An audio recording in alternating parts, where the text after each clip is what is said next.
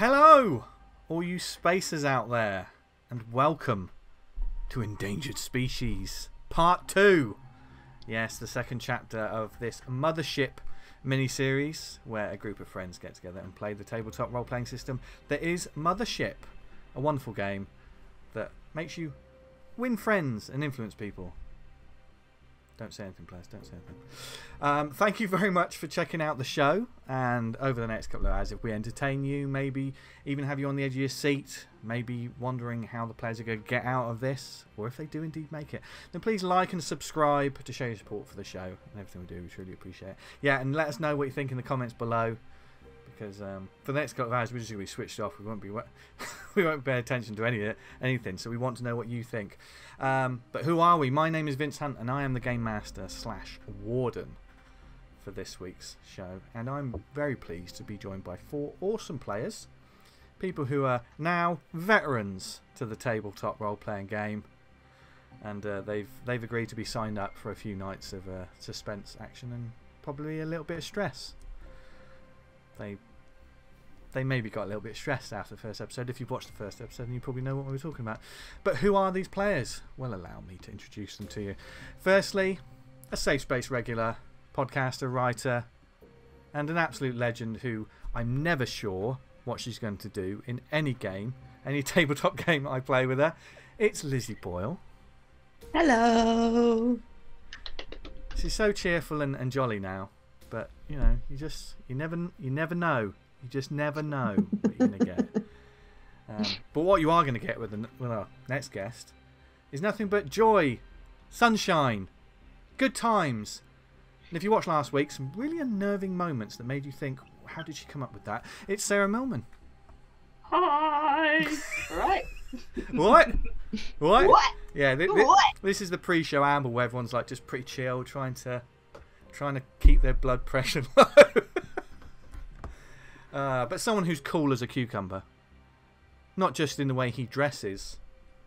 Yes, I think that was probably the first thing you noticed about this particular stream when you started. Is this wonderful Homer Simpson impersonator. Who is also responsible for fantastic music, including the Safe Space theme tune. It's Eliot Red. 80s sci-fi fantasy horror.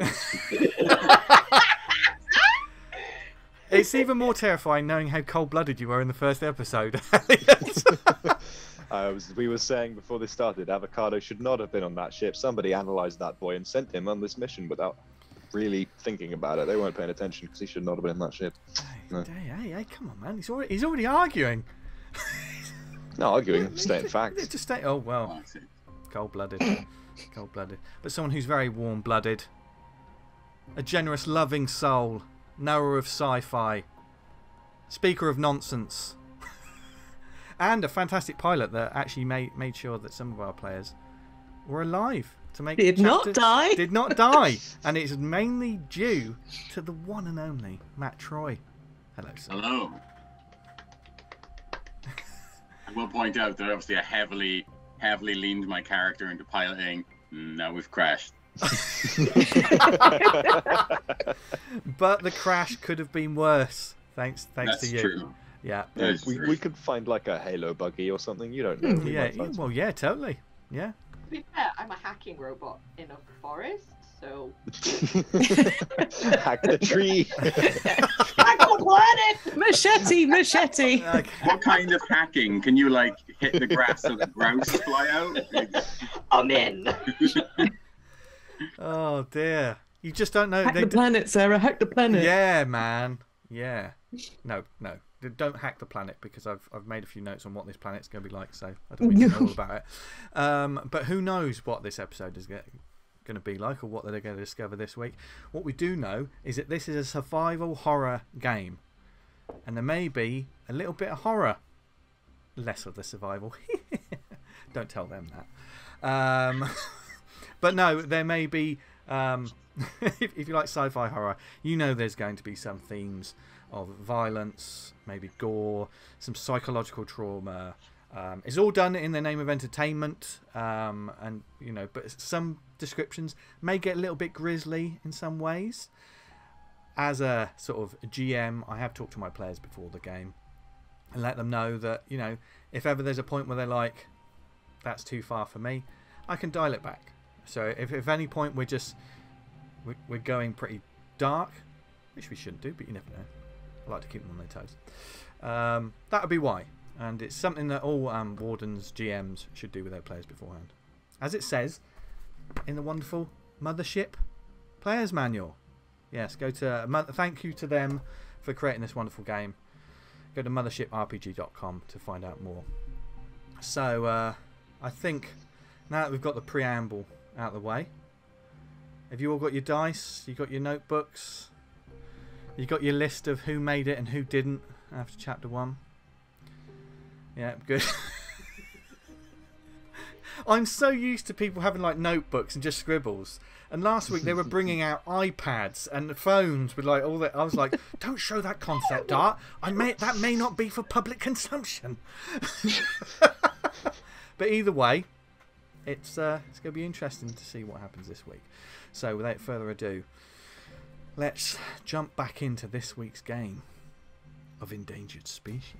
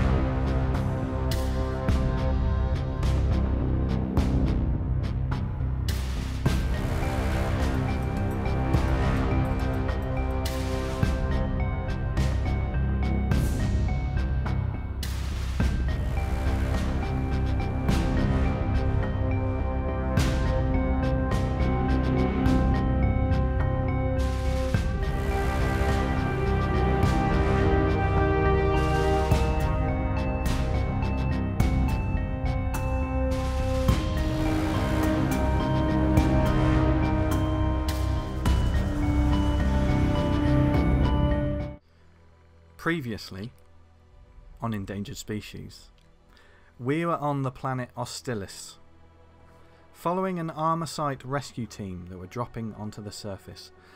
Their mission was to retrieve a group of stranded scientists and their important research. However, the planet had other ideas, and before the Sky Talon dropship could reach its destination, it was caught in a storm. A storm that violently brought the ship to the ground via a stray bolt of electrical lightning. It blew out both of the engines, and in the carnage blew a hole in the side of the ship as well. In the crash, several of the fire team, including the commanding sergeant and the lead pilot, were killed.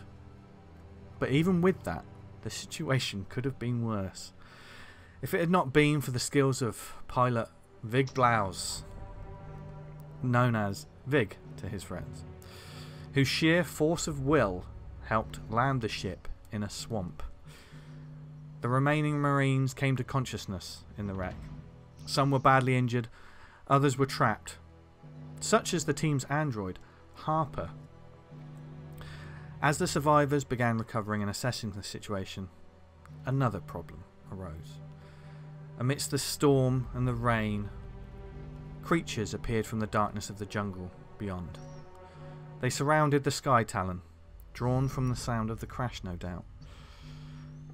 The Marines were trapped inside like sardines in a can, and they had no option but to try and get out. Their only way out was through the hole that was ripped in the hull in the earlier chaos, and so their plan was to slip out into the swamp water through said hole and regroup at the bank. Although, to do so they would need a distraction. and they used the gruesome remains of those who did not survive the crash as bait for whatever these creatures were, so they could make their escape. And so, tensions high and trying to stay as calm as possible, they put the plan into action, and all the survivors made it out slowly, one by one, into the pouring rain and waist-high swamp water. From there, now commanding officer Corporal Malcolm Archer, known to the rest of his squad as JACKAL, was the first to observe what these creatures were. Large quadruped beasts, part reptile, part big cat, and unlike anything they had ever seen. Climbed over the ship and eventually got inside and began devouring what was there. They seemed to be a pack of some kind, and as he waited for the rest of his squad to pass him towards the safety of the bank, Archer saw that the enormous leader of this pack was not devouring their newfound meal like the rest of its kind. It was instead stood atop the crashed Sky's Talon, and its many narrowed eyes were fixed on the Marines. And that's where we're picking up our game this week. So, as we left off last week, Archer was the first one to look back at the ship and see these creatures. Just to give you a bit of a refresher on what these creatures kind of look like. As I said, they're large quadruped creatures, sort of built like a tiger, like all muscle, but also they have a larger upper torso, large claws and thick. It sort of looks like lizard-like hide, but they have like almost a mane of fur from the top half, covering the top of their head. From this fur, a long lizard-like snout sort of protrudes, and the fur is looks thick. It's dark and it's thick and it's wet. But the snout has several sort of smaller eyes surrounding, like one larger eye. It's almost like snake eyes in a way. Not the dice roll or the G.I. Joe character, but or the Nicolas Cage movie. Oh, yeah. Nice. Anything with Gary Not Sinise. one of his finest. No, but it gave Gary Sinise a job. That's exactly what they look like, Matt. Oh. Yeah. Do you know what's crazy about that? Right, you do these descriptions of creatures, and you hope beyond hope. Are they getting this, or does it just look like a Pokemon gone wrong? But that's kind of Pokemon. But that's kind of how it looks, Yeah. Matt. I'm so pleased. It's big. Oh. Yeah.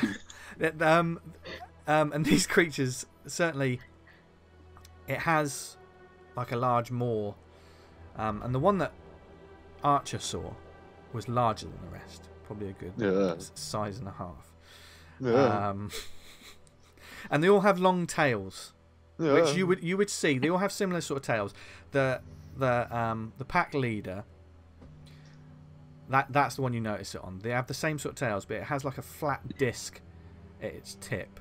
You notice as the lightning as the rain's coming down and it's just lighting up what's going on.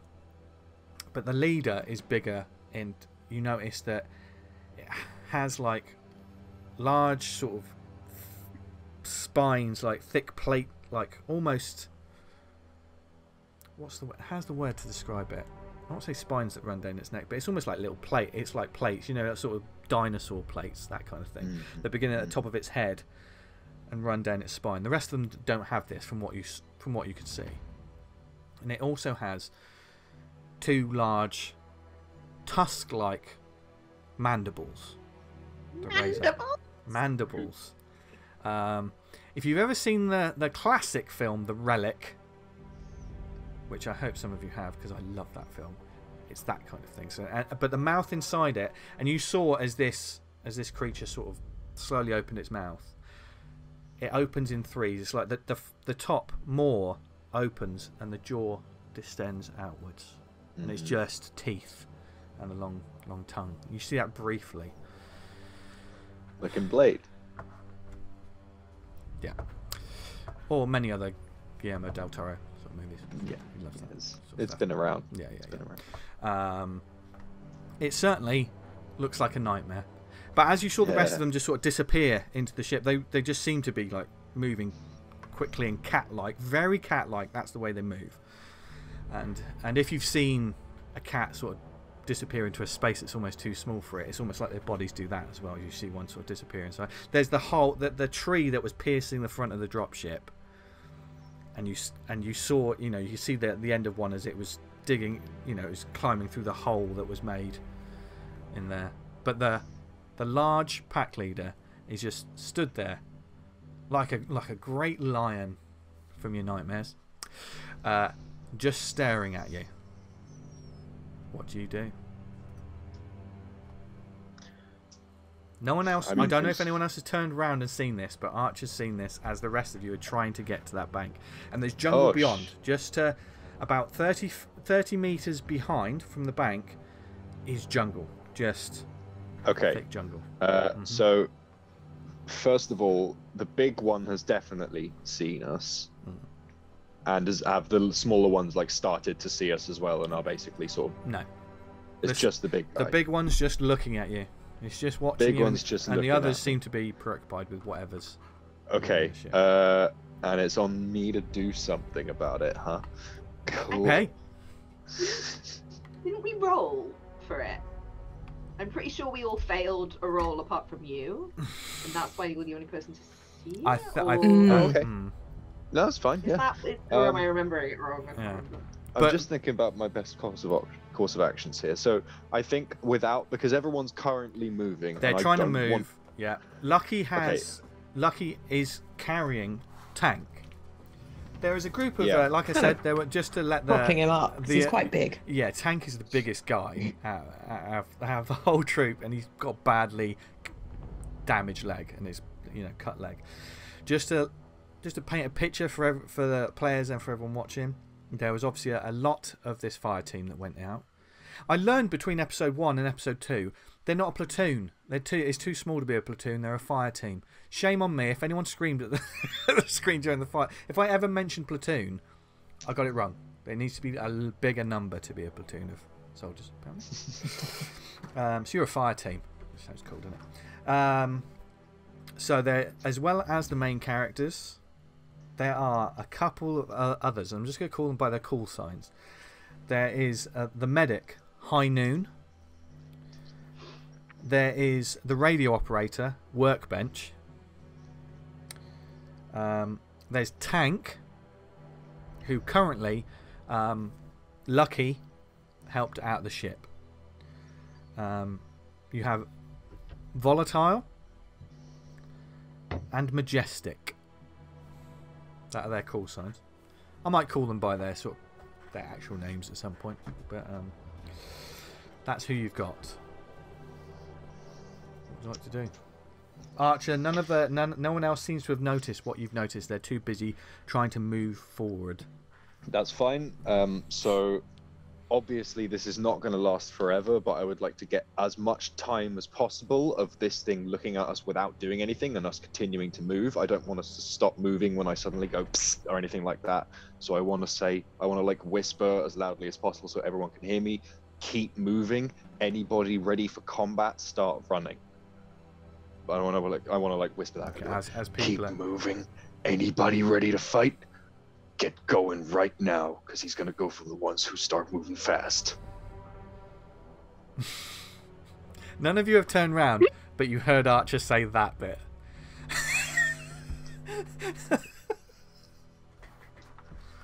Oh dear. Okay. Come on, Tank. Come on. Okay. Come on. God damn it. Is Tank It's like ready a for son of a combat? bitch. No, but I'm just keeping him moving. Yeah, Right. I was imagining that Yeah. anybody willing to be part of the action and be a distraction, essentially, for anybody else who is not ready for combat and needs to get away and live for that to happen. And live. I love that. To paint a picture, where Archer is, there's probably another 10 meters to the bank and another 20 meters to the jungle beyond. Oh, and can I also, who doesn't have a gun? Me. But I don't. Is she allowed a gun? I don't know whether she would have a gun. Yeah. Harper's allowed a gun. She isn't equipped with one when she starts out, but she can have a gun. And she made no effort to pick one up. So yeah, Matt, Wanna you give her have one? a gun. I've got 2 guns. I've got a submachine gun. I don't have a pistol, do I? And I've got a crowbar. Okay. I've got a long-range smart rifle. Yeah. Just so you know, it's in Archer's programming that she cannot use guns against humans. That's, you know, and especially against her team. You mean Harper's Harper, sorry, Harper. Yes. Apart from tranquilizer. Oh yeah, You've yeah. seen me use. That's fine. Yeah, in that case, just as I sort of finish saying what I'm saying before anyone does break, I want to toss Harper a submachine gun. Okay. I just want to like toss it across to her, and hopefully her servos will lock on and catch that. Okay. Do I need to roll for this? You won't need to roll to catch this. Okay. Yeah, I would imagine Right. he just sort of, as you pass him, he will just gently. It's not as if he's chucking it across a swamp. So wait. I guess, yeah, carry on. Yeah. So what are you? Archie, you carrying on? You're saying this and you're carrying on at the same speed. I'm saying this. I'm going to see if anybody groups together or not, or if people all go their separate ways. But I'm looking at the creature, and I've got my combat shotgun in my hands. Yeah. Currently, a lot of the team they're just heading to the bank. They want to get out of the water, so they haven't turned around. It's up to the rest of the players if you turn around at any point. But the rest of them are just getting by. They're just moving. They're getting out of the... Okay, I'll say I am moving with them, but I'm maybe like half turned around. Are you staying at the back? Can I peek over my shoulder? Do I have to roll to do that? No, you can peek. It's a free move to peep over your shoulder. And as that... Like yes, I will stay at the back. I will make sure... Stripey. I will make sure that everybody is out. I will stay at the back. Unless there's somebody literally halfway down fucking dragging themselves like this. I'm not going back. I'm not going back. If there's somebody miles away from the rest, I'm not behind them. Yeah. I'm behind the group that's moving as a unit. Yeah. I'd like to stay back as well. And kind of be a robot shield. Oh, that's nice. So, Frank, Lucky's going to kind of half carrying tank. Yeah. I'm assuming I'm behind these guys. Can I also grab a hold of High Noon, the medic? Yeah. And get her to come along too, in a kind of like, this guy's going to need some help, and she's kind of with us. Yeah. Pretty much. I know we're all sort of together, but just in case everyone had their own bumps and bruises, but you saw earlier Tank was the one that had a big gash in its leg. Although you can't see it at the moment because it's in the water, so but so yeah, how much ground do we cover before this thing jumps us? This thing's just watching you.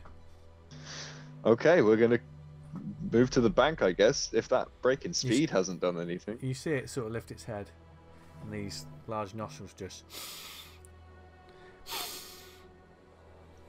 looks. That's worrying.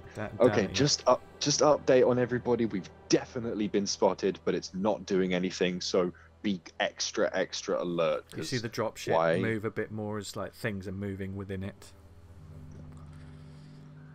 This is very disconcerting. Vig, when you looked over your shoulder, you've never seen anything like it. No, you've never seen anything like it. I look round. Actually, I would say Vig and Lucky now make a fear save. Ooh. Both of us? Mm-hmm. Would military training help? Nope. Have we been out of the ship for 2 minutes? Yeah. Okay. Yeah, because it was hard work, and you're carrying tank, so I would say you're getting close to that. I'm no longer at disadvantage. You had a little condition, I would say. Yeah. I was overwhelmed for a while. Overwhelmed. I will allow you to lose that condition for this. It's like he deliberately doesn't look until those 2 minutes are over. Yeah. Oh yeah, no. Okay. I might have been a little bit too conscious of the rules. Yeah. I don't feel overwhelmed anymore, so I can turn and look. Yeah. Ooh, now. Okay. He has really good self-awareness. Yeah. Internal clock is great. What did we get? 16. Which is a massive success. Yeah. Against a 45. It's crazy. But what sort of bolsters your your heart is that you're not still in that ship. You know, you're like... Vig, however, what did you get, Vig? 31. And you were aiming for a... 26. Oh. Oops. Could you roll me a... So, gain a point of stress. Okay, so that's 6 points stress. Let me just get my pencil. Harper, as well, you've turned around, you've seen this, haven't you? So I'd say if you turn around, make a fear save. Okay. Yeah. I believe Android fear stats are pretty good, aren't they? But... Well, I can still fuck up. Oh, actually, what is everyone's trauma response? Oh. Mine is to give everybody disadvantage. Yeah. Are we all nearby? You're all nearby, yeah, you're within. Okay. That was better. That was better. Wow. That was an 11. Wow. An 11. Critical success. Critical success. Times 2. Critical success on a fear save. This is a little homebrewy. It's not necessarily in the manual. Harper and I are so chilled right now. Yeah. We're going for cocktails. I would say critical success on a fear or sanity save if I ask for one of them. You can get rid of one of your stresses. Oh yeah. And for those watching or listening at home, Mothership is a D100 system. Everyone has their stats, and the aim of the game is to get below those stats and saves. Any doubles are a critical. They got, for instance, an 11, critical success. Something very good happens, which is what they just got. If they got a 99, something bad would happen, and they might panic, but they didn't. Vig, however, you gained a point of stress. You failed anyway, so I won't get you to roll again, because that probably would have been your better roll. So you gained your point of stress, yes? Could you make me a panic roll, please? So roll your d20, but the aim is to get above whatever your current stress is. 80. You got 18?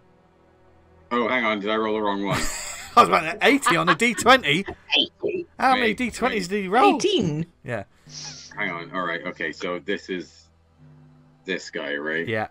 Yeah. Okay, no, that was the d10. The d20. All right. I haven't got one to hand. There it is. Yeah. This dude. That's the one. Okay. Roll that. Sorry, I didn't know I had to have this guy out. Okay, here we go. And you need to get above whatever your current stress is. I'm not bullshitting you here. I got 18. Hey! You do not panic, so don't worry. Yeah. Bit frightened. Yeah, it's worrying. But Can Lucky looks across at Harper and just winks and says, "Stick with me, doll." Your eye seems to be malfunctioning.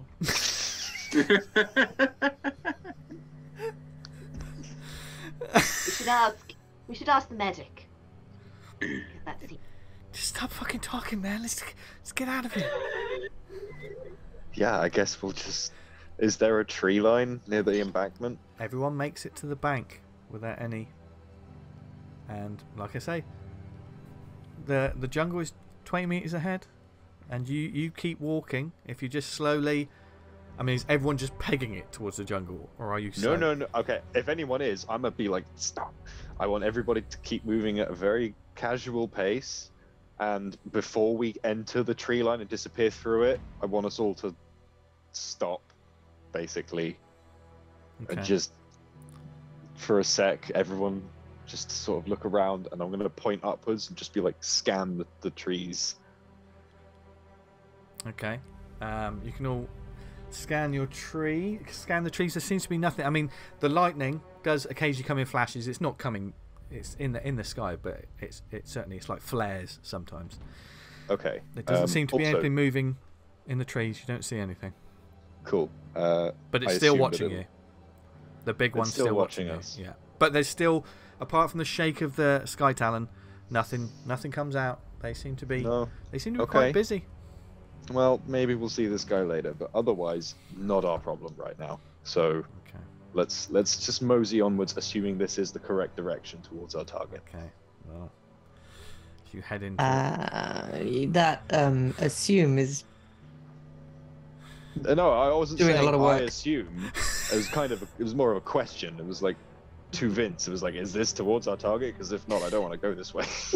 You're heading into the. I mean, this planet is a lot of jungle, and there is jungle everywhere. So you've headed into the tree line. So we don't really know. You're not quite sure at the moment which direction you are.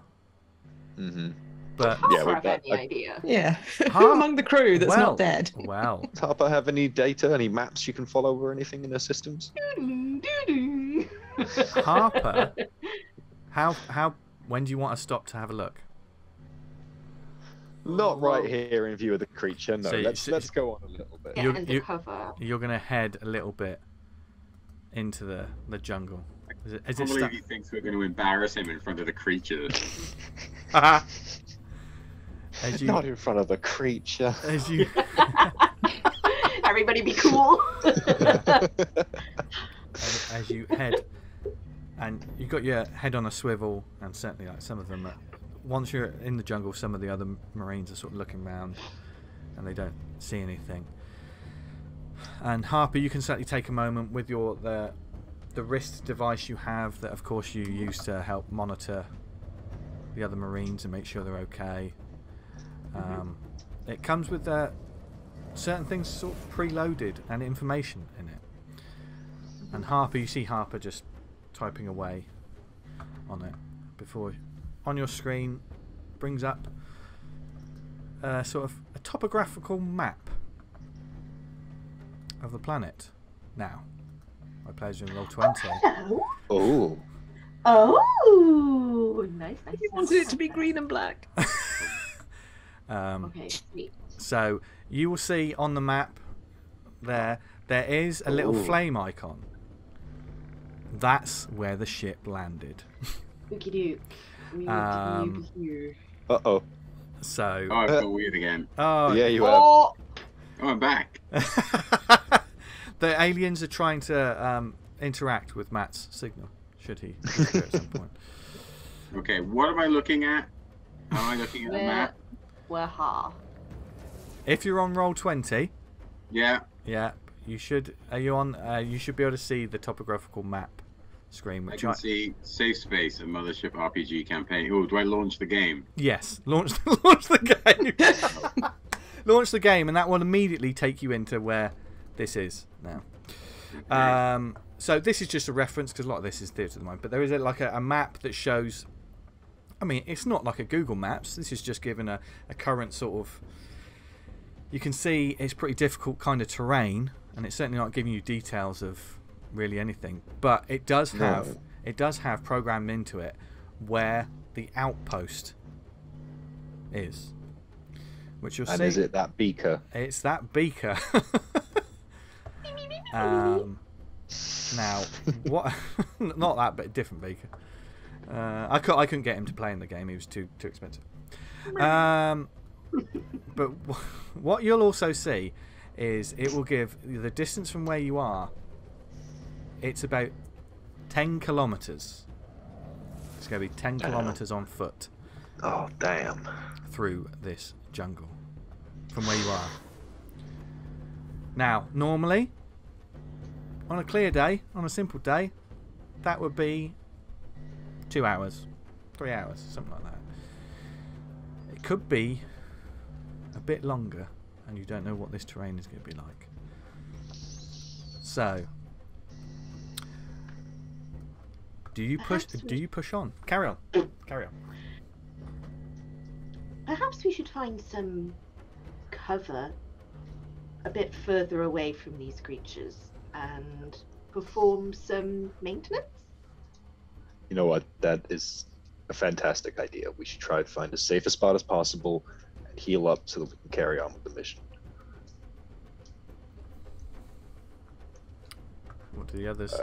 As everyone looks pretty spooked, pretty panicked. Yeah. Pretty chill. Harper's creepily fine. of course, Jackal is definitely checking over his shoulder. He is weirded out by the fact that this thing saw him and did nothing. It was like, maybe it was just like, okay, as long as you don't attack me, I'm not. He's going through all the possibilities of what it could have been and if it's going to continue on after us. He's definitely looking over his shoulder every 20 feet or so. Yeah, as you move forward, and the you know, what little flames that there still were from the dropship are getting further in the distance.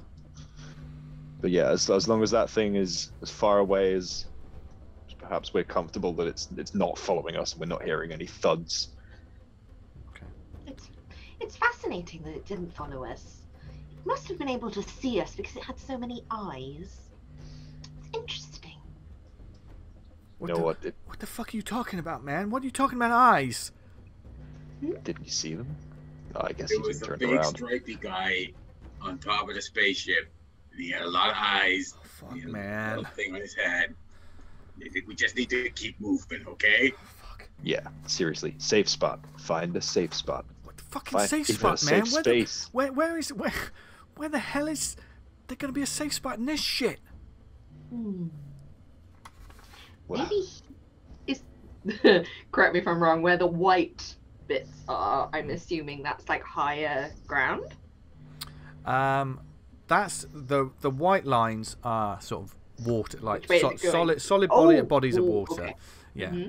So you can see from the map that there's several different lines. Like for instance, if I just highlight, if I select the right tool, if I sort of highlight that one. Do you see that? Yeah. So you can tell that's a little bit higher, and some of them are quite tall. So it is going to be an up and down. Where you are, you can. Seems fairly flat, but it is very overgrown. So it's going to be hard work trekking through. Perhaps if we find one of these places that are surrounded by higher ground, that we could kind of. Yeah, I mean that's. My daddy always said to me, "When you're in trouble, go up." Yeah, I was thinking we don't want to box ourselves into a low ground scenario. Yeah.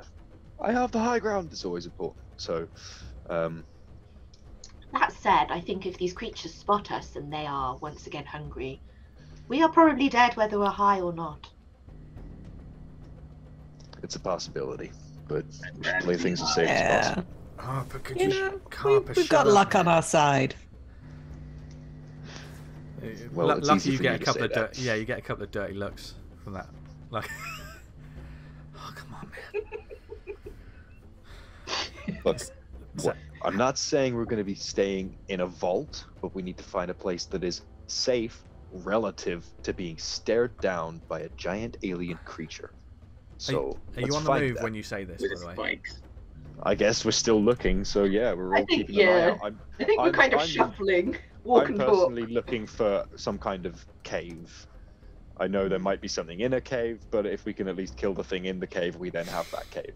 So. Okay. Unless that cave turns out to be a mouth, and we get to die. Like, we really do just need a place to heal up. Unless people, do you think we should just stop under a big tree instead of looking for a proper place where we might actually find another encounter? How far away from Stripe are we right now? I would imagine you've walked you're a good couple of 100 meters into the tree line. It's far away. There's nothing. Okay, yeah, we're far away enough. If do you want to keep moving? Are you going to start trekking towards the outpost, or are you looking for something else? Are you going in a different direction? Does anybody need anything, or do you think we should start heading there as soon as possible after we've healed up? I mean, if there's a store, I could do with a new pair of pants, but. In the absence of a store, I suggest we patch up little Tanky Boy and we move on. Yeah. Look, Tank, we're gonna need you to sit this out for the night. We're all gonna sit out for the night. For the night? Are you fucking serious? God damn it! I'm bleeding like a stuck pig. Well, you look down and now that you're out the swamp water, you can see that there's a bad gash in his thigh. It's like, God damn it! It's probably dirty. Ugh. So. Hey, High Noon. High Noon, come and help this guy out. Yeah, immediately. High Noon, we need you on Tank's leg. She runs over and she starts like pulling out some bandages and stuff. Okay, we need to stop. I need just sit him down. She starts like bandaging. While she's doing this, and she gives him a pain pill, which he pops. What the rest of you doing? She's gonna be here for. Okay. Is there anyone? So everyone is armed here. Is that correct? Mm-hmm. Okay. And for the nature of this, because more survived than I thought were going to. Okay. Thanks to a snazzy pilot. The players are also going to be doing some rolling for Marines. Ooh. Now, in the Mothership instructions, there are mini stat blocks for like small NPCs. They call them contractors. Like if you were building a bigger campaign and you brought along a scientist and stuff, you just wanted a quick stat block. You don't have to do a whole character sheet. They've all got something. They've got a combat stat and they've got an instinct stat. Now, instinct pretty much covers everything else. All the other saves, all the other, stats, and they tell you how many wounds you have. Now, these Marines all have 2 wounds. The thing about these contractors is, if a contractor or these Marines take a hit, they'll lose a wound. If it goes above their armor, they'll immediately lose a wound, because they don't have as many hit points as you. The game would go on forever. But your stats for your Marines, you have 30 for combat, and you have 25 for instinct.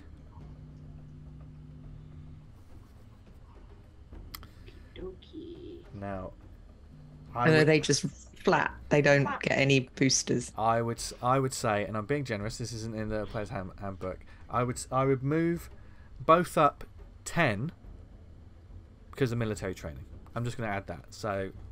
Okay. So they've Can you repeat those numbers again, please? So all of the basic ones you would have 40 for combat, and you have 35 for instinct. They won't get any. They won't get any other pluses. That's when you have to roll for them. You have to roll underneath that. I'm being a dingaling. What is instinct again? Is that intellect? Instinct covers all the other stats and all the other saves. Right. Okay. So it's just to keep it simple. You've only got 2 things to roll on. Should you need it, and they have 2 wounds. But like I say, if they take serious damage, they immediately lose a wound. So, yeah. Now, you have a few Marines. Now, Tank isn't really. I'll probably roll a little bit for Tank. Mm-hmm. But, funnily enough, there are 4 other Marines in this fire team. So you can take 1 each to look after. Matt. Can I request my character name, Gary Cooper Kapoor High Noon, as mine, please? You can. Yes, as you named High Noon, Private Kapoor. Their fathers were big Gary Cooper fans. Yeah. That's no word of a lie, everyone. That was the mini backstory he gave me for the medic. Well, I made her the medic, but yes. So yes, you have High Noon. Okay. I quite like Workbench. Okay, Workbench, who is the radio operator as well, so he's got a pack with a little bit of radio. Nice. While Tank's being patched up, he's also, like, Workbench has been trying to sort of get some sort of signal, but there's just nothing because of the storm. There's certainly nothing with the pack he's got. He'd need more powerful equipment. So we have Private Carver and we have Private Lopez. Lizzie, who would you like? Do they have any distinguishing skills, roles, or characteristics? Whatever you make them. You can give me a characteristic. They haven't actually had too much of a speaking part, other than, "What the fucking hell are you talking about? Where are we?" Yeah. Yeah. What do they have? I've got a violent antipathy towards Majestic, just because he's got that real kind of jaw, and given that we're rolling rather than RPing, I'm not sure. Yeah, might be differently motivated. I'll take Majestic. Go on, I'll have a. So you can certainly make decisions for if they want to be brave, or if they want to run, or if they want to do, or if they're going to help something. You can decide that. So you have Majestic, which means Eliot, you have Volatile. Cool. Private Carver. All of them are a little banged up, but Tank is the worst, and he obviously needs to rest his leg. Are you resting here for much longer once this is done?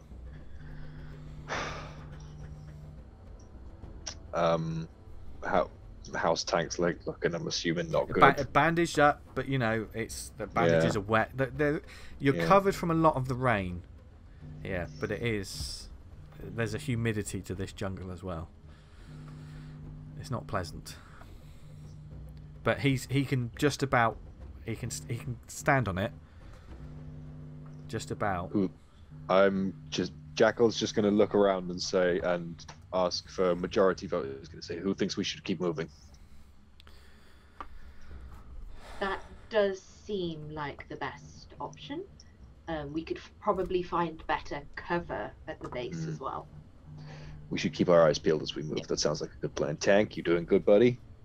Yeah, and you can see like his pupils have, you know, the pain meds have worked in a little bit. Let's just fucking keep moving, man. Yeah, I'm with it. Yeah. I agree with the robot. We need to keep moving while this guy's high. Fuck you, man. I'm not high. God, all right, keep it down, guys. Keep it down. Come on, let's move.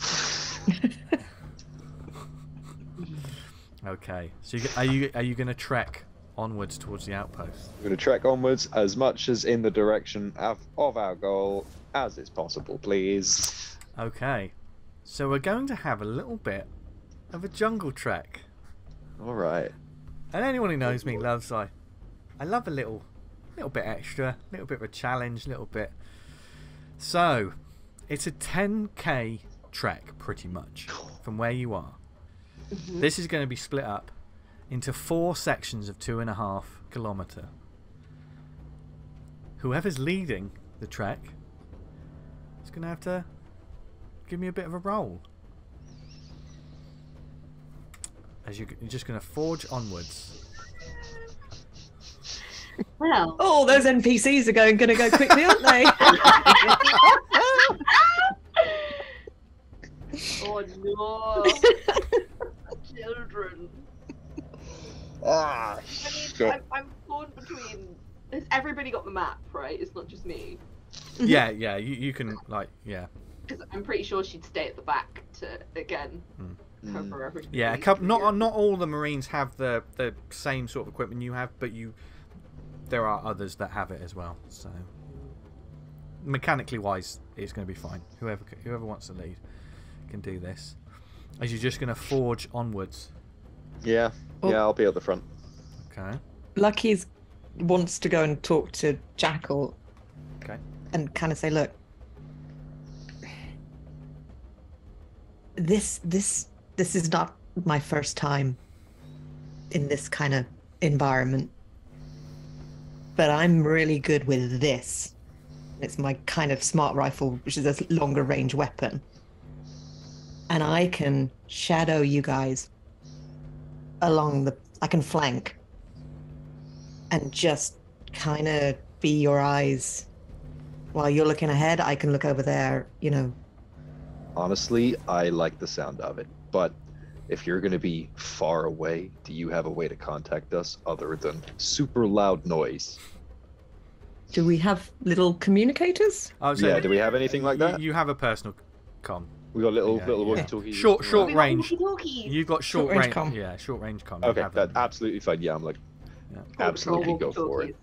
Just don't go too far. Oh no. I'll be within rescuing distance either way.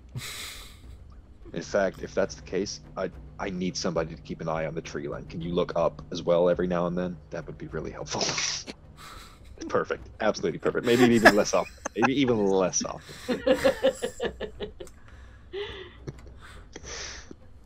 Okay. Who wants to give me the first roll? I'm at the front. I guess it would be me. Okay. This will not be a stress roll. I'd hope not. This is not going to be a stress roll. As you forge onwards,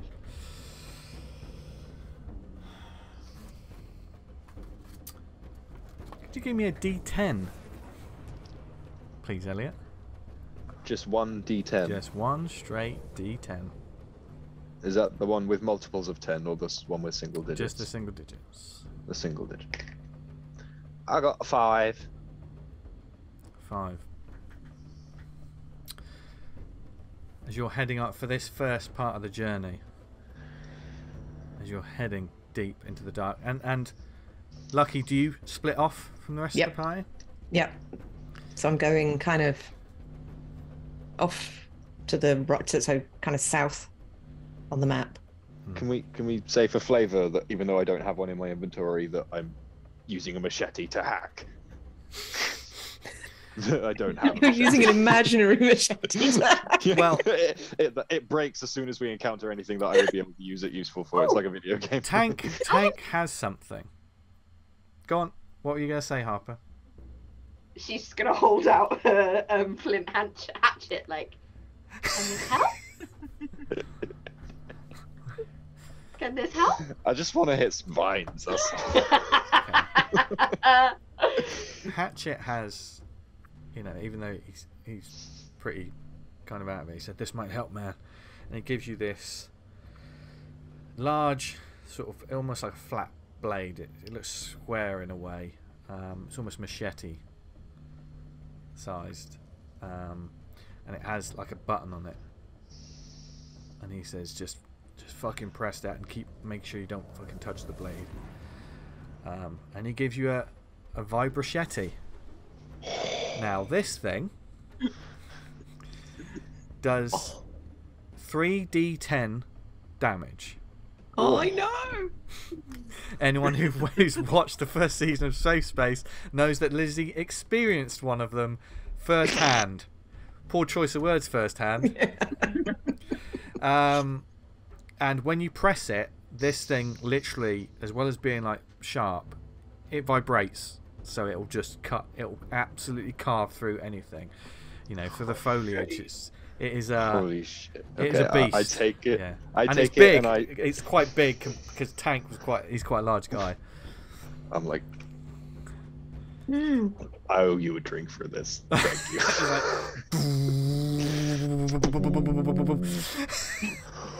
Okay then. Start chopping. Yeah. That's chopping vines that we're not even going to walk through. Like, yeah. Potpourri going on. And It's like This is a bird. I mean, Lucky, you are how many meters? How far do you want to go from the group? Because you. So 30 or 40 feet. Because you're kind of flanking. 20, them, 30 meters. Yeah. And you certainly Far enough that there's definite distance between. Yeah. But... And with their smart rifle sort of over your shoulder, so you can. It's easier for you to move. You don't have to worry about the group or whatever. Yeah, I can but kind of. You do hear the and like you hear like the hacking sounds as Archer's list. And Archer, you're just getting a bit sort of carried away with it at one point. You're just sort of like, you know, this is easy. You know, if it's like this, it'll be done in no time. And then as you're sort of moving forward and the group are moving forward, the leaves and the foliage are sort of dropping onto the ground and they're sort of crunching beneath your feet.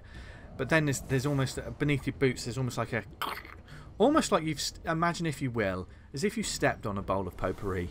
That crunch noise. And there's these sort of spores. It's like it's puff of fragrance sort of enters the air, like before you know it, everyone apart from Lucky, who chose to go off to the side. Lucky by name.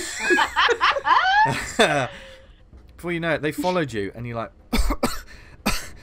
and it all just gets in your nostrils. I need everyone to give me a body save, please.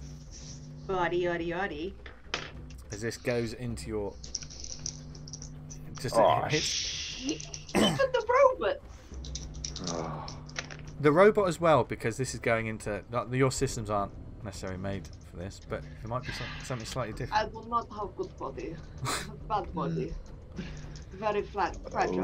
What about the NPCs? Oh no. Oh yes, they need... No. Yeah, roll the instinct, just to make sure. I got...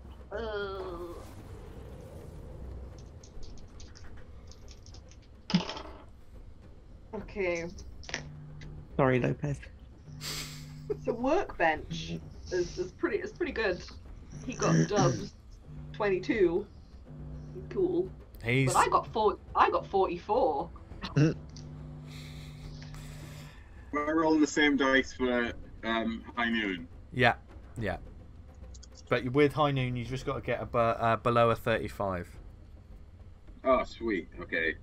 So she got a 31. I got 16. Wow. Okay. I did not. I got 37 for volatile, which is unfortunate. And my body's 27, and I got 78. And Majestic got an 86, which is a huge fail, but I didn't like him anyway, so you know. Okay. There's so many asthmatics on this team. It's ridiculous. Yeah. Now, purely for the NPCs, because it's not a major damage, they won't take any proper physical damage on this. Okay. If you failed it, you take 2 points of damage. Oh no. It's the first damage I've lost. It's the first damage I've taken. Yeah. And because of what it is, it overrides having the armor because it's literally just got into your nose and you got your lungs. That's fair enough. It's really annoying because I have an oxygen tank filter in my inventory, but there's no way I would have seen this coming. So, okay, I survived it, but is that wounds then that we would be adding? You don't take anything off. For the NPCs, you don't need to take anything off. Right, okay. Just let me know if an NPC failed it. That's what I need to know. You'll understand why in a second. Volatile failed. Okay. Are we all gonna get high? Well.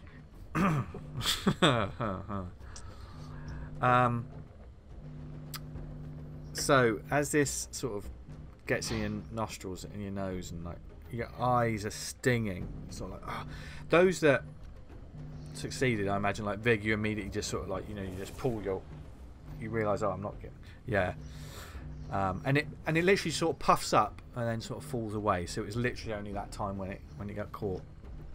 Anyone that failed, their eyes are stinging a little bit, and they're going to suffer. Who would like to give me a D5 roll, please? No, a D10. A D10. I will do it. We'll do D10. That was a 1. Okay. So for the next 10 minutes, anyone that failed is going to suffer some pretty bad hallucinations. Oh no! Oh crap! So who failed? A lot of us. Oh no! Hang on. The Jackal. Tank succeeded. Me and Volatile both failed. Tank succeeded. Workbench succeeded. That's so important that Tank succeeded. Yeah. You want that guy to be sensible. Jackal and Volatile. We both failed. I'm currently in possession of a combat shotgun and a smart rifle and a vibrachette. Yeah, and you see, and the android Harper, you're like, you see, and like your eye just begins to fritz. It's something just sort of gets in your system. And there's a it's like clogging your gears. It's like dust in the PS5. Yeah, you know? Yeah, and there's something. Let me take off her head and go. Shake it a little bit. Like Kaleidoscope. But Harper, something... It's one of those little viewfinder things that you used to put on and click the little button and get different slides. Got a little button that you can just do that. Harper, after a moment of fritzing out, everything seems to be fine. There's a little like startup noise, like. Yeah. Like, yeah. Yeah. She. Yeah. Cool. I was gonna try and think of any kind of hallucinations that a robot would have, but we're getting a bit Philip K. Dick here, so. Electric sheep, yeah. And do you still move on?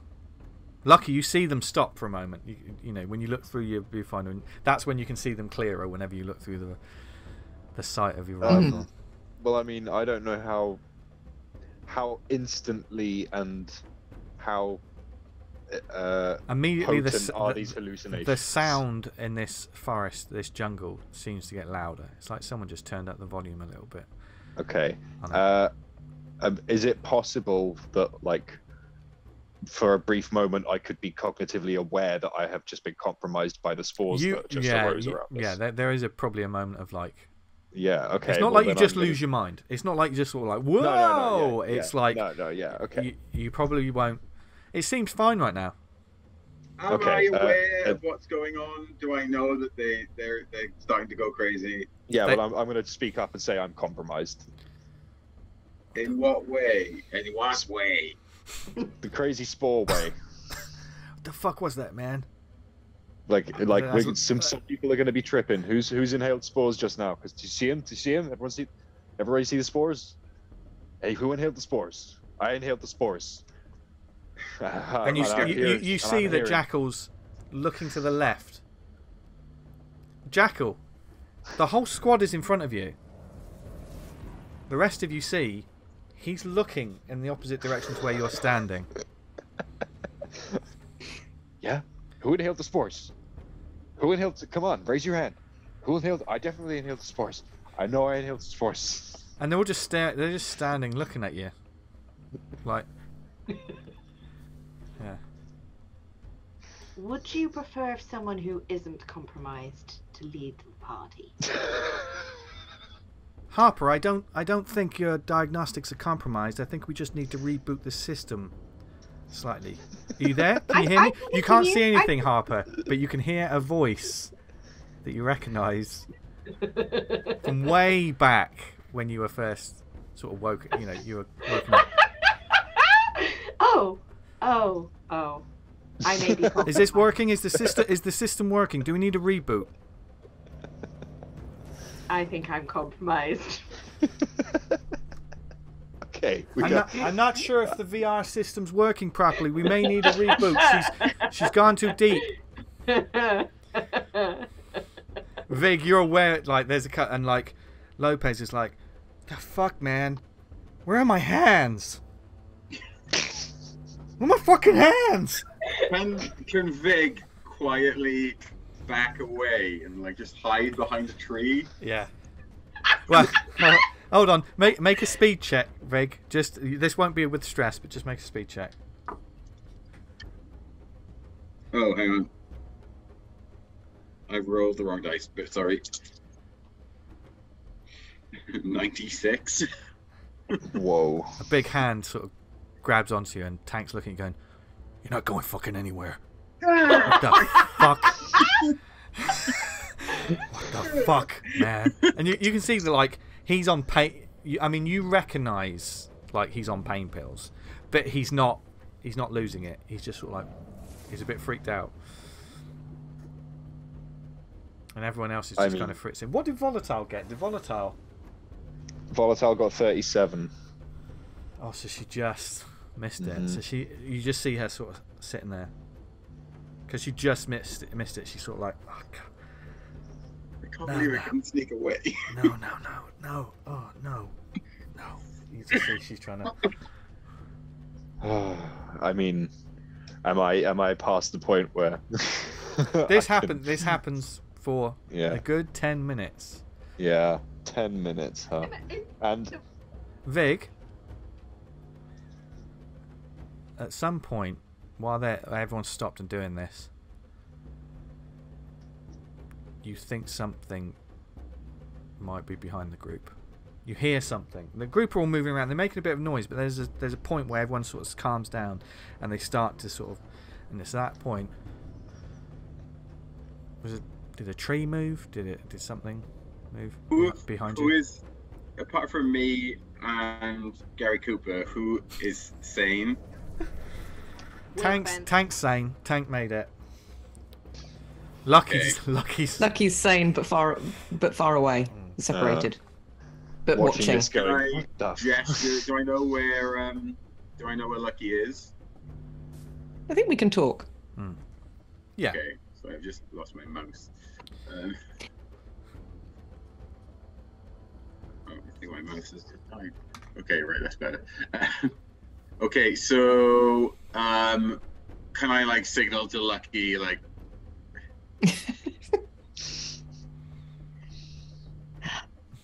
Blouse, you can talk to me. You see this thing? Jesus. Silence. Wait. Frank. But I know you're going to tell me about the thing that you can see coming up on your 6. Yeah. Just breathe in something and they all is crazy except for me, Gary Cooper, Tank. Keep them moving. Keep them moving. Hey everybody, let's keep moving this way, huh? Maybe your hands are over there. The fuck, man? Okay. And so, Vig, you lead on, which means that you can control. Come on, kids, let's go. They were like, Big. as everyone sort of I'm still talking about spores. Yeah, spores and Tank sort of pulls you by the collar. Jack's like, come on, man. And it just begins to wear off, and you get a blinding headache at one point as it's sort of starting to bleed off. And you see a couple of them are like, got a little bit of a nosebleed as well. And last thing you hear, Harper, before everything sort of goes back to normal, you just think, do you think you're going to be okay for this mission, Harper? Nice. And then it's like you just hear it's almost like a doo. There's just a slight crackle in the frequency in your ears, and all of a sudden the voice isn't there anymore. As the group move forward, Vig pushing forward. It's hard because you don't have the vibrochetti, but you're just picking a route. My crowbar. Can I just? Yeah, you can just. And of course you get some people going, fuck. Could you roll me 1d10, please, Vig? Okay. The D10 is the smallest dice, right? Yeah. I got 0. Is that bad?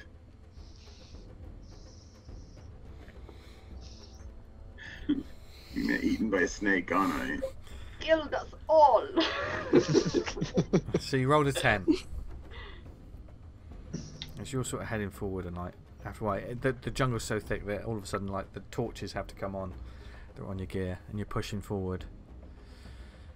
And Vig's sort of, and it is hard going. This is uneven ground. You've got to go over rocks and up. Tank is sort of, he's trailing back at some point. And he's like, God, I'll be fine. I can fucking make it. And you can see the bandage on his leg is red. And Lucky, you're sort of keeping pace with them. And then at one point, as they're sort of moving forward, and you have to climb a ledge at one point, just to get up. Don't worry, I won't re-roll for that. No, I wanted to be a bit higher up. I might also just kind of put some non-toxic mud on my face. Okay. Well, if you... Crayola brand okay. mud. You want to get a little bit higher up? Make me A little bit. No.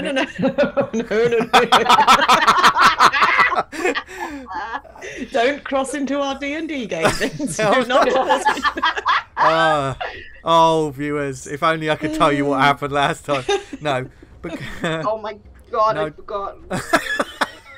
Don't. Sorry. But just give me a strength check, please. Lucky. My athletics, would that help? Yeah. So I'm looking for a what's the... Hang on. It's a little bit of rock climbing as just a bit of a steeper edge. Nothing too major. Bonus, that's plus 10. Okay. I'm looking for a 44, and I have got a 23. Okay. I am a mountain goat. You get up there pretty clear, and like there is a little bit of mud at the top that you can just think. And when you lift your rifle again to just keep an eye on the squad, you look at them and you see them forging forward, and then just out of the corner of your left eye there's something moving, and so you just scan across and you see something. You see the leaves trembling ever so slightly, a shape moving within them, something that probably could be the size of a big cat. And that's where we're going to go to break. No. No. So while everyone recovers, figures out what on earth is happening, or they recover from the hallucinogens that I didn't think they were going to roll so soon, we will see you in 5.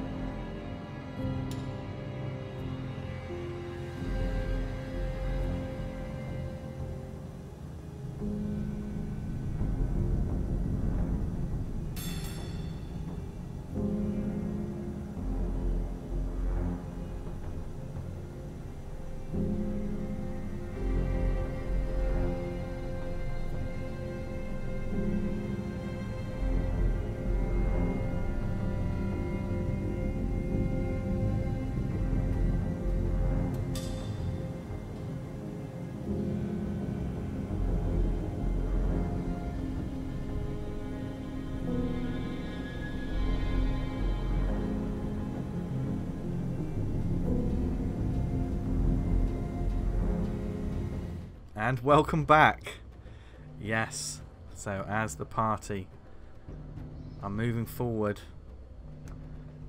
Lucky is the only one who currently seems to be aware that something is moving in the foliage behind them. You can't see it too clearly at the moment, but it's something fairly big. Lucky. How far behind? Probably about 30 meters.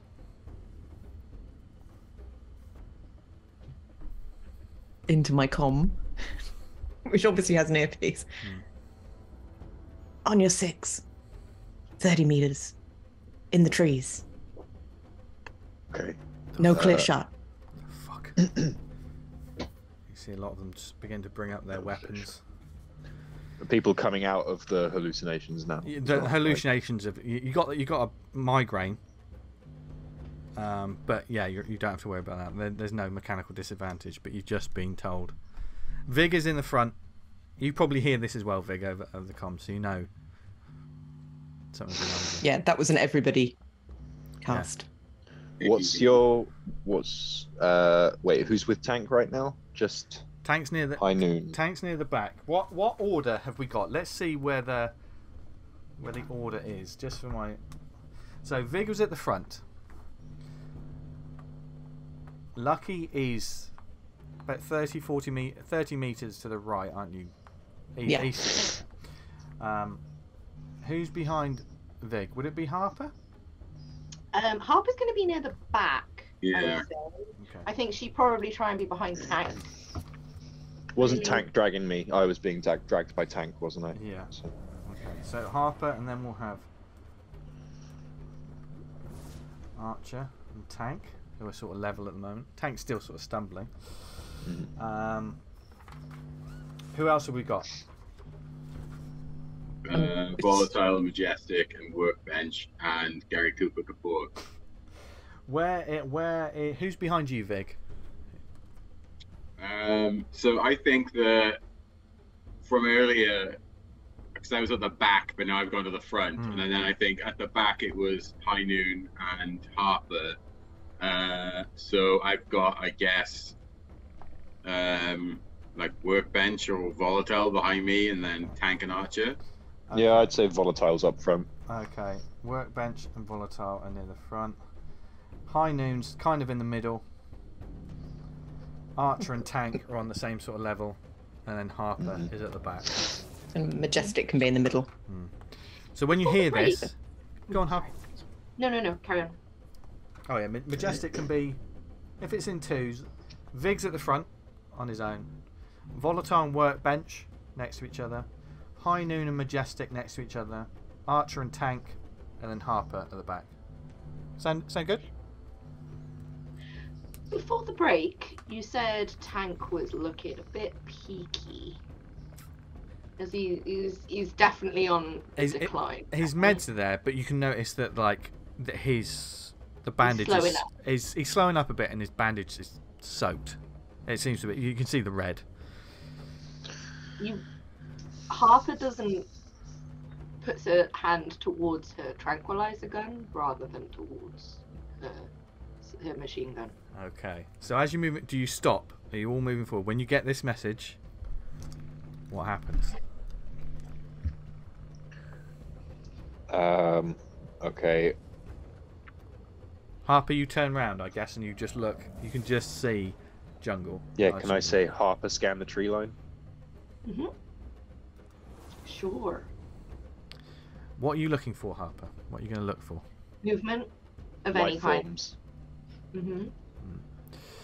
It's hard to really sort of judge. At first, it's hard to initially sort of spot it because you've been moving forward. So a lot of the trees, there's some movement from where you pass through before the group stop. But Harper's just watching. Wow. And she just stopped still, just scanning everything. This won't be a stress check. But just because we love rolling dice. Do you want to give me a speed check, please, Harper? Sure, I'm great at speed. Unless you want to convince me of another stat as you're scanning the area for anything. It's totally fine. I got 24. So Oh. Yeah, I got 42 speed. Oh, wow.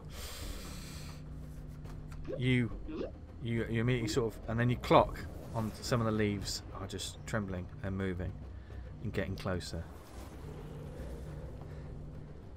And as everyone stops, something begins to move quickly towards you, very quickly in the group's direction. Before we roll initiative, what do you do, Harper? As you see something's moving, you see the leaves moving. I mean, the leaves, these are quite sort of tall leaves. You imagine go through a big jungle and cutting it all down. But something is approaching, and it is approaching quick. I can't see what it is. You can't see where it is right now. You just see the leaves. Imagine being in that field when the velociraptor's coming through. Do you know what I mean? Yeah. I'm just going to go down the radio and say movement approaching, movement approaching.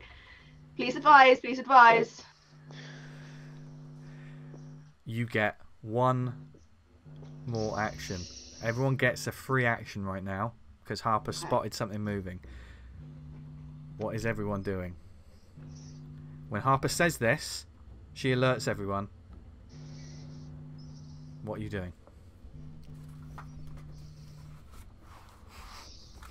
Archie, you're right behind her. Jackal, you're right in front. You're furthest away from where Harper is. So it's happening behind you, Vig. Wait, you're looking. Yeah. I mean, I guess I'll just try and split away from the group. Just sort of be like 10 feet away from everyone else and get my shotgun ready. Okay. Just aim at where it looks like it's going to burst out from. Okay. Okay. Vig, what are you doing? I've got my submachine gun ready. I do have a pistol as well. I'm fairly certain I also have a pistol with like 5 shots in it, but I'm not using that right now. Okay. I'm kind of like looking around, making sure there's nothing near me as well. I don't want anything to sneak up on me from a different direction. Okay, so you're immediately just put on alert. And Lucky,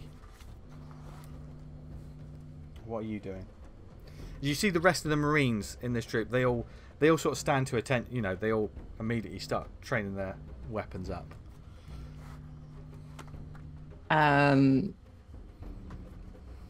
Lucky scrambles a little bit further around the ledge, looking for maybe like an outcrop of rocks or something like that, but not a cave. And hides. Okay. And Lucky is the only survivor. Can everyone... Think of our stories. We're going to roll some initiative, and the way it's going to work is this. A little bit different to the average Mothership game as well, because I've given them NPCs to care about. I mean, look after. I mean, whatever. Everyone's going to roll a speed check. Okay? If you succeed your speed check, you go before the creature. If you fail it, the creature goes before you. Now, the way I'm going to work this is, and I've done this in some of my D&D games and other games if they're controlling NPCs, you make your turn first, and immediately after your turn, whoever you're controlling can make a turn as well. So you can decide what they're going to do. They could run, they could fight, they could do whatever. Okay?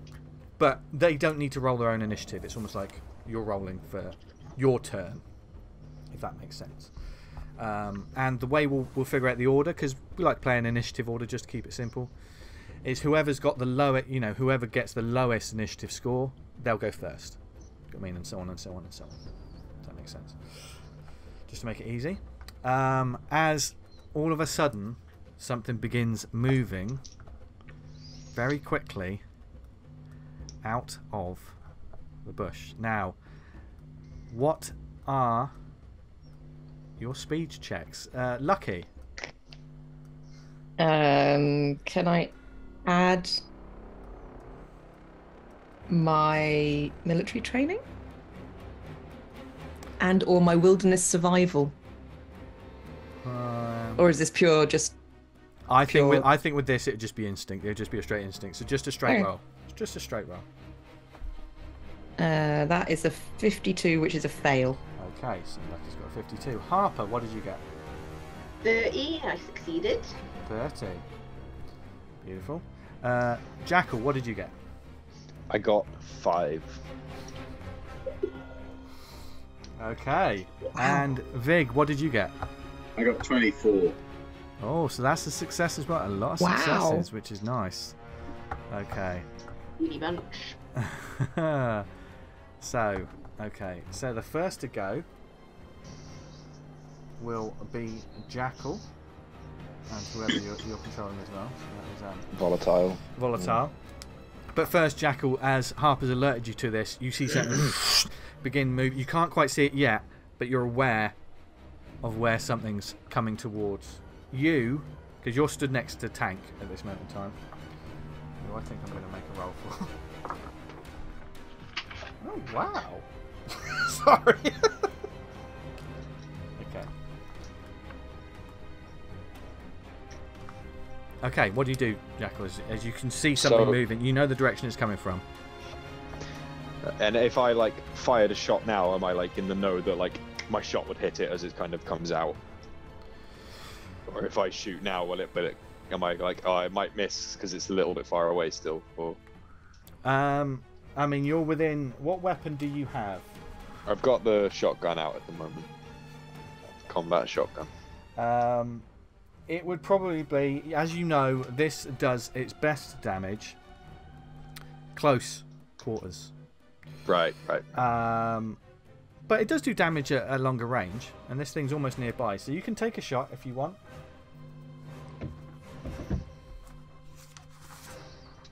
You can move. You can move. You get a couple of actions. You can move and take an action. You don't have to move. I'm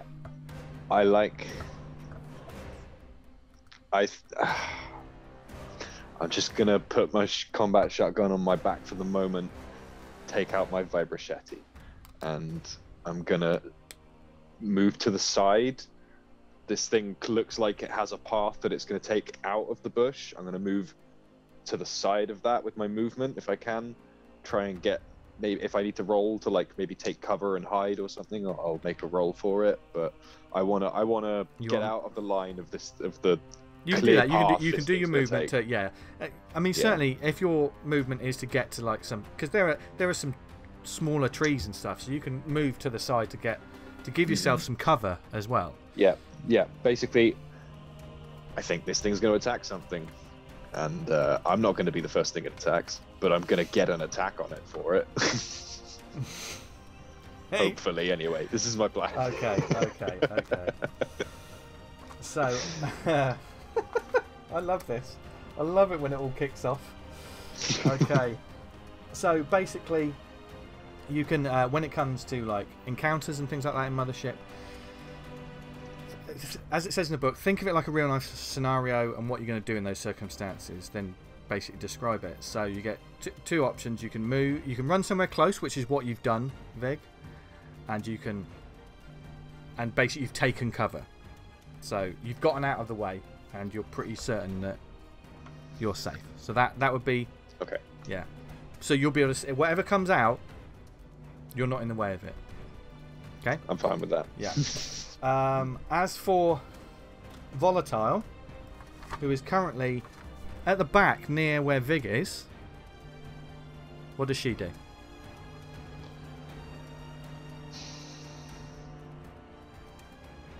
Take aim. Now, is she going to move first? Or is she going to just literally fire? I don't know, how level-headed do we think Volatile is as a character? Her name is Volatile! Mm-hmm. And just to let you know... Doing one of those opposite nicknames, like calling a big guy tiny, or, you know. I'm going to say that Volatile... She's super sweet. Jealous fuck. She has a submachine gun. Yeah.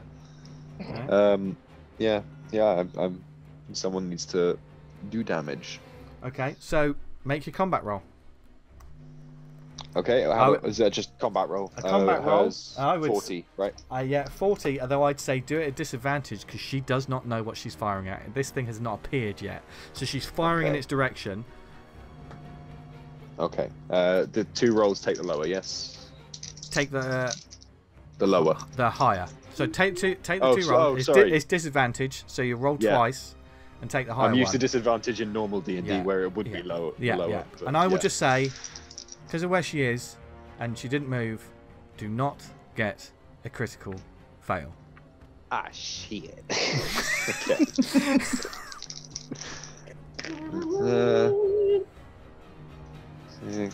Okay. What was your first roll? Higher, 36. And the second one was a 6. Oh, okay. Volatile. She's like, ah! She immediately just starts. She fires into the leaves. Could you roll me 2d10, please? That's a 1 and a 7.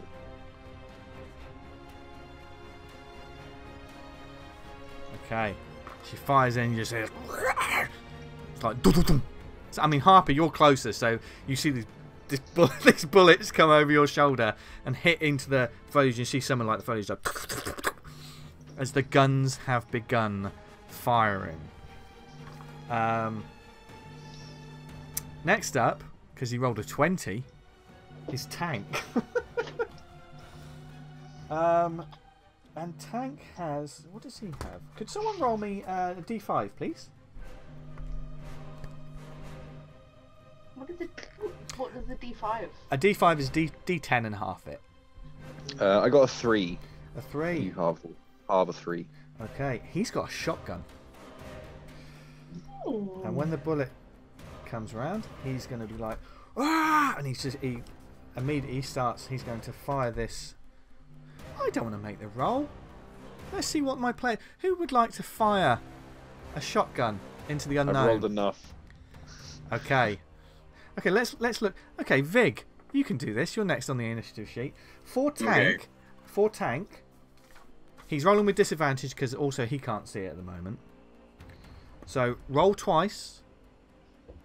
Roll a d100 twice. Take the higher number, and he has to make... What was the combat I said?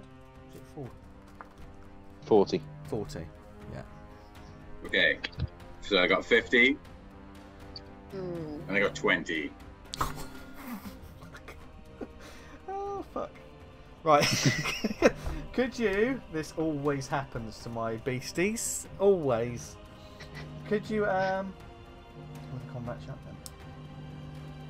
Could you give me... Damn it. No. Yeah, give me a d10. Could you roll me a d10, please? 6. 6. Wow. This explodes in there. You hear something yelp as some serious damage, like, and when this happens, when the shotgun goes off, you can see like bits of some sort of matter spatters into the air, and you hear like a screech, and there's a big shape that it begins to be seen. That was a very bad hit, and it is Vig's turn. Okay. So I'm quite far away, right? Mm-hmm. Yeah.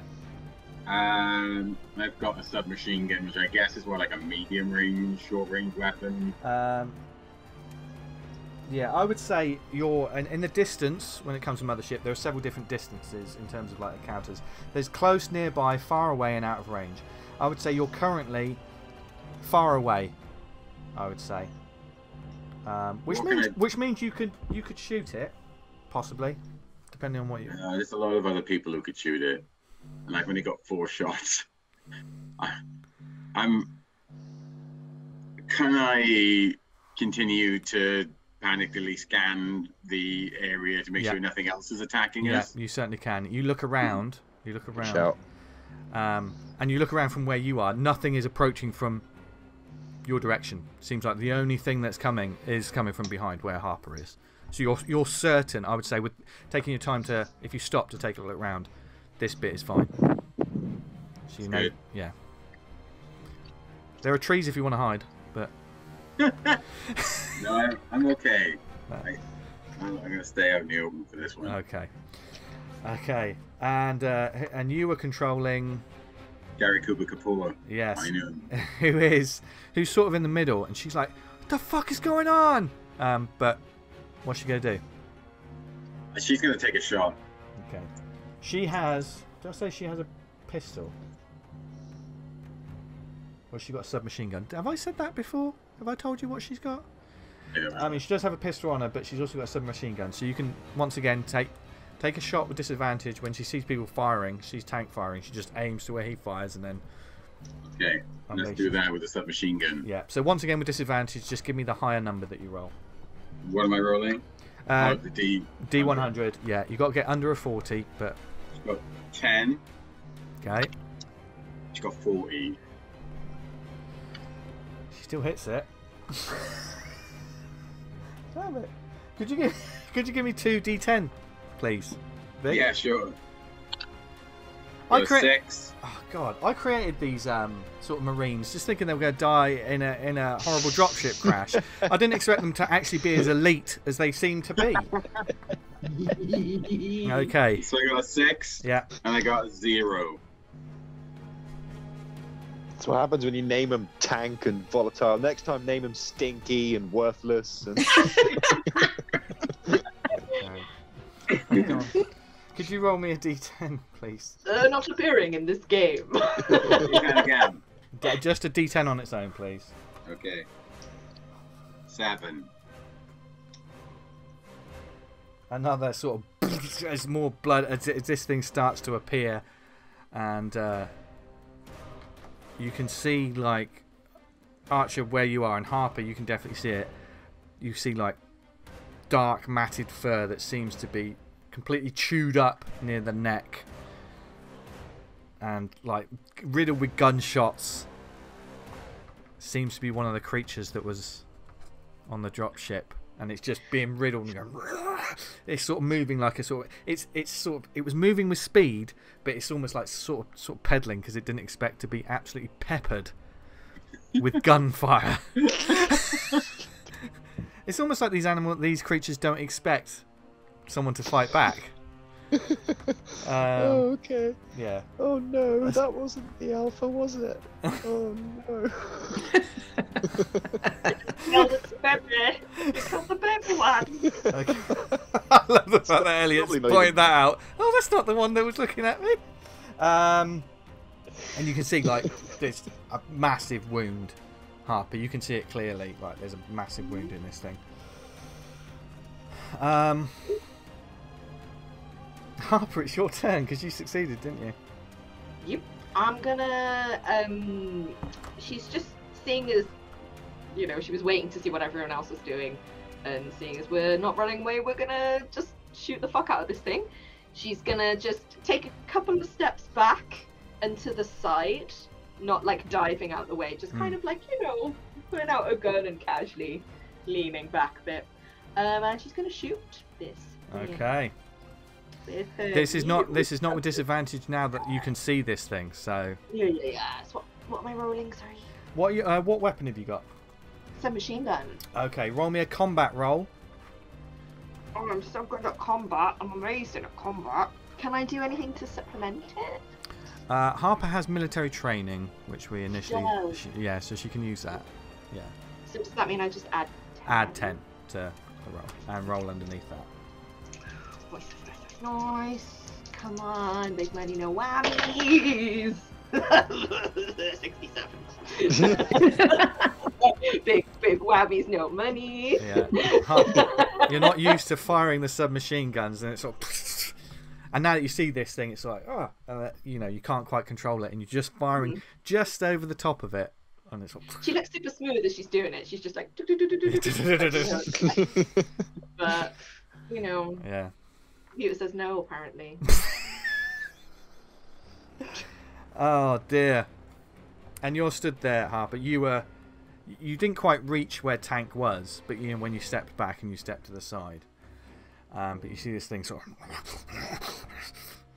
How is Tank? Oh, sorry. You gone? How's Tank looking?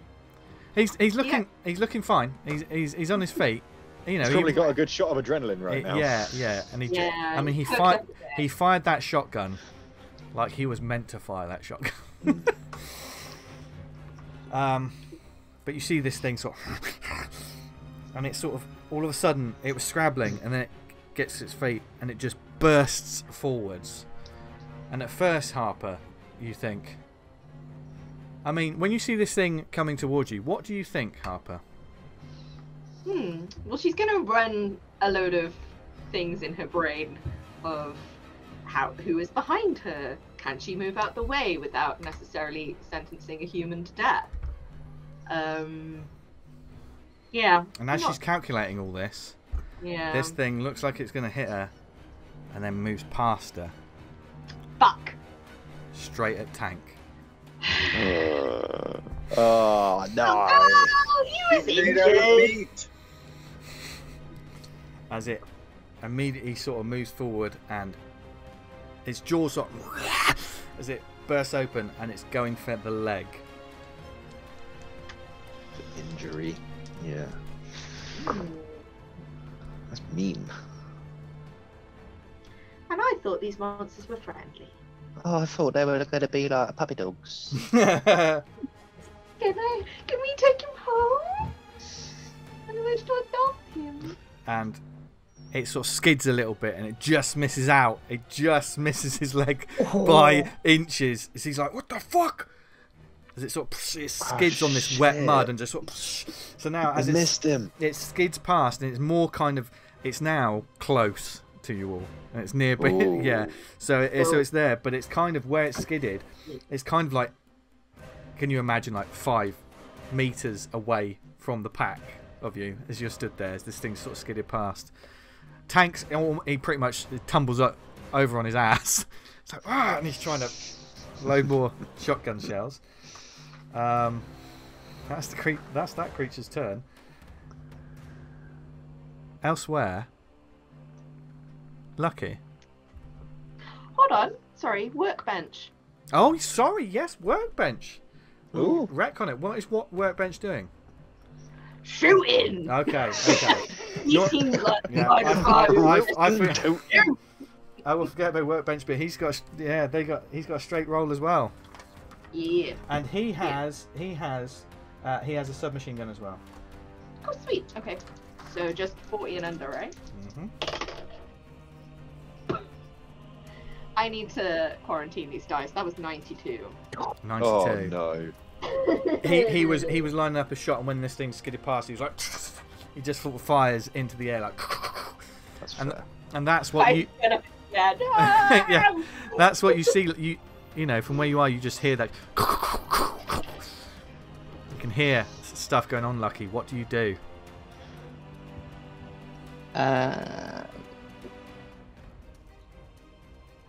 So I can hear stuff, and I'm. You can hear like, what the fuck? What the fuck is that thing? Almost so quietly that no one can hear it because I don't want anything around me to hear it. Lucky saying, "I got no shot. I got no shot." And it's crouched behind some rocks. Is that your turn, Lucky? Yeah. Okay. And what about your other Marine? Majestic. Is going to follow his buddies into fray. Okay, firstly roll me a d5. Let's see what Majestic's got on him. That's a d8 that's got in the pile somehow. Naughty d8. Oh, pretty. That's a 9. Oh, hello. 9, so that's a 4.5. 4. Oh, he's got a submachine gun as well, so he can unload. Excellent. Yeah, but he can see this thing because it's kind of close to him. I kind of want him to do well, so you won't all hate me for what Lucky's doing. Okay. Oh, shoot. It's just a straight roll. He doesn't get advantage with it, but. On a 40, yeah. Yeah. I mean, someone has Oh, to dear. live the story, so you know it's fine. That would be an 82. He misses as well. He's like, yeah. Just Not seeing very this bright. thing in so close is very surprising. But top of the round, Jackal. Right. I want to do something really cool, but I don't know if it's just going to totally leave me open to an enormous amount of damage if I try and, I don't know, get a surprise attack on this thing with the vibrochetti and decapitate it. Is it just going to be me left right next to it for the rest of the round while everyone's shooting at it and they might hit me? Do it. I mean, are we around it though? It's kind of in the middle of us. It's not. It's just sort of off to the side. So literally, like Jackal probably have to run across. Nonetheless, Yeah. if You I could attack it with make my vibrochetti- you could make the movement and the attack in one round. Yes. Yeah, but if I don't kill it, I'm next to it though. That's the thing. Yeah. So, yeah. I'm if a target goes critical, you know, if a shot gets a critical failure, that's the potential to take some damage there. But I want to do something really cool. Jackal looks at this thing and goes, "Where's your daddy, punk?" and fucking slams on it with his vibrochetti. Okay. Make a combat roll. All the logic has gone. Oh my god, 9.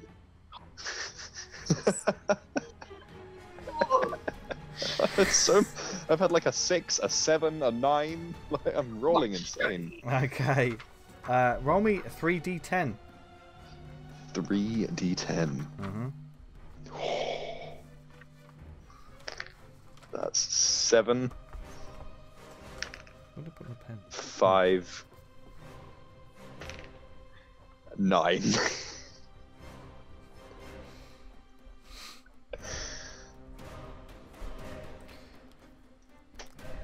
What does it look like, Jackal? When you this thing is big. This is like when I say like a tiger. This thing is still a good. I mean, tigers are huge cats, aren't they? They're massive things. But you can see this thing is like bleeding, and like you can see the neck wound, the gaping neck wound in this thing as you run up. I think I run up. I say, "Where's your daddy, punk?" I turn on the vibrochetti, stab it into the wound, and then just slice upwards. Oh, it's one, and this thing screeches and gargles. It's not a clean cut, but thanks to the vibrochetti, it's easier to cut through, and you just cut, and it's sort of eventually like one of the trees is just covered in gore with there's this dark blood flicks on it, and then the creature just sort of drops to its side, and its head just sort of hangs on. There's a little bit of the bit of flesh that wasn't cut is just like a Pez dispenser. This thing just drops to the floor, just and it's just twitching on the floor next to you all. And Okay. and you're covered in just this ichor, this thick sort of dark ichor after killing this thing. Well, his family's gonna smell that on me for sure. So I'm fine. I'm just screwed. Perhaps it might be an advantage to smell like them. What the Their blood. what the fuck, Harper? Look at the size of that thing. Jesus. Okay, look. If one found us, more will find us. We should move immediately. Okay. And Volatile's like, "Where's Lucky?" Lucky, you reading? Copy. You don't have eyes on you, Lucky. Copy. I got you. You're good? You good? Oh, we're absolutely great. How are you? Everything looks kind of still from up here now. Okay, that's good. He says, not really looking. Why didn't you take the shot? It was leaves moving in the wind. I didn't know where you guys were. That's fine. Just keep an eye on us all if you're going to stay that far away. Yeah, that's what I'm here for. All right, we'll keep moving. And you keep moving. There's after a while, like the adrenaline's pulsing, and Vig, you're I just yeah, Vig, what are you doing when everyone decides to sort of move on? Because your head was on a swivel while all that was going on. You're on mute. He's that scared. He's that scared. You're on mute. I don't know how that happened. I am going to move on away from the gore. The gore. Okay. I would say. Oh, lucky. Could you give me a panic roll? Oh, yes. These are some things that be prepared for this, listeners and viewers. When in the heat of battle, I always forget to get them to ask. I forget to ask them for things. That's an 18. That's fine. Okay, you do not panic. Way above my stress. Yeah. I don't think. I had forgotten as well. Yeah, the rest of them sort of stepped up. They'll be fine for this one, but there is a sort of like everyone's like, move. Who's going to lead the party this time round? I'm at the front. Okay. Does anyone want to help him, or Vig? Do you want to roll another D10 for the third part of the trek? Okay. Here we go. 8. 8. Gets to a certain point, and the leaf sort of parts for a moment, and you get to a river crossing. It's about, looks to be about 20 feet across, but it seems to be moving at quite a pace. And in this, it's hard to tell how sort of deep it is, but it is wherever the source of it, it's moving quite quickly.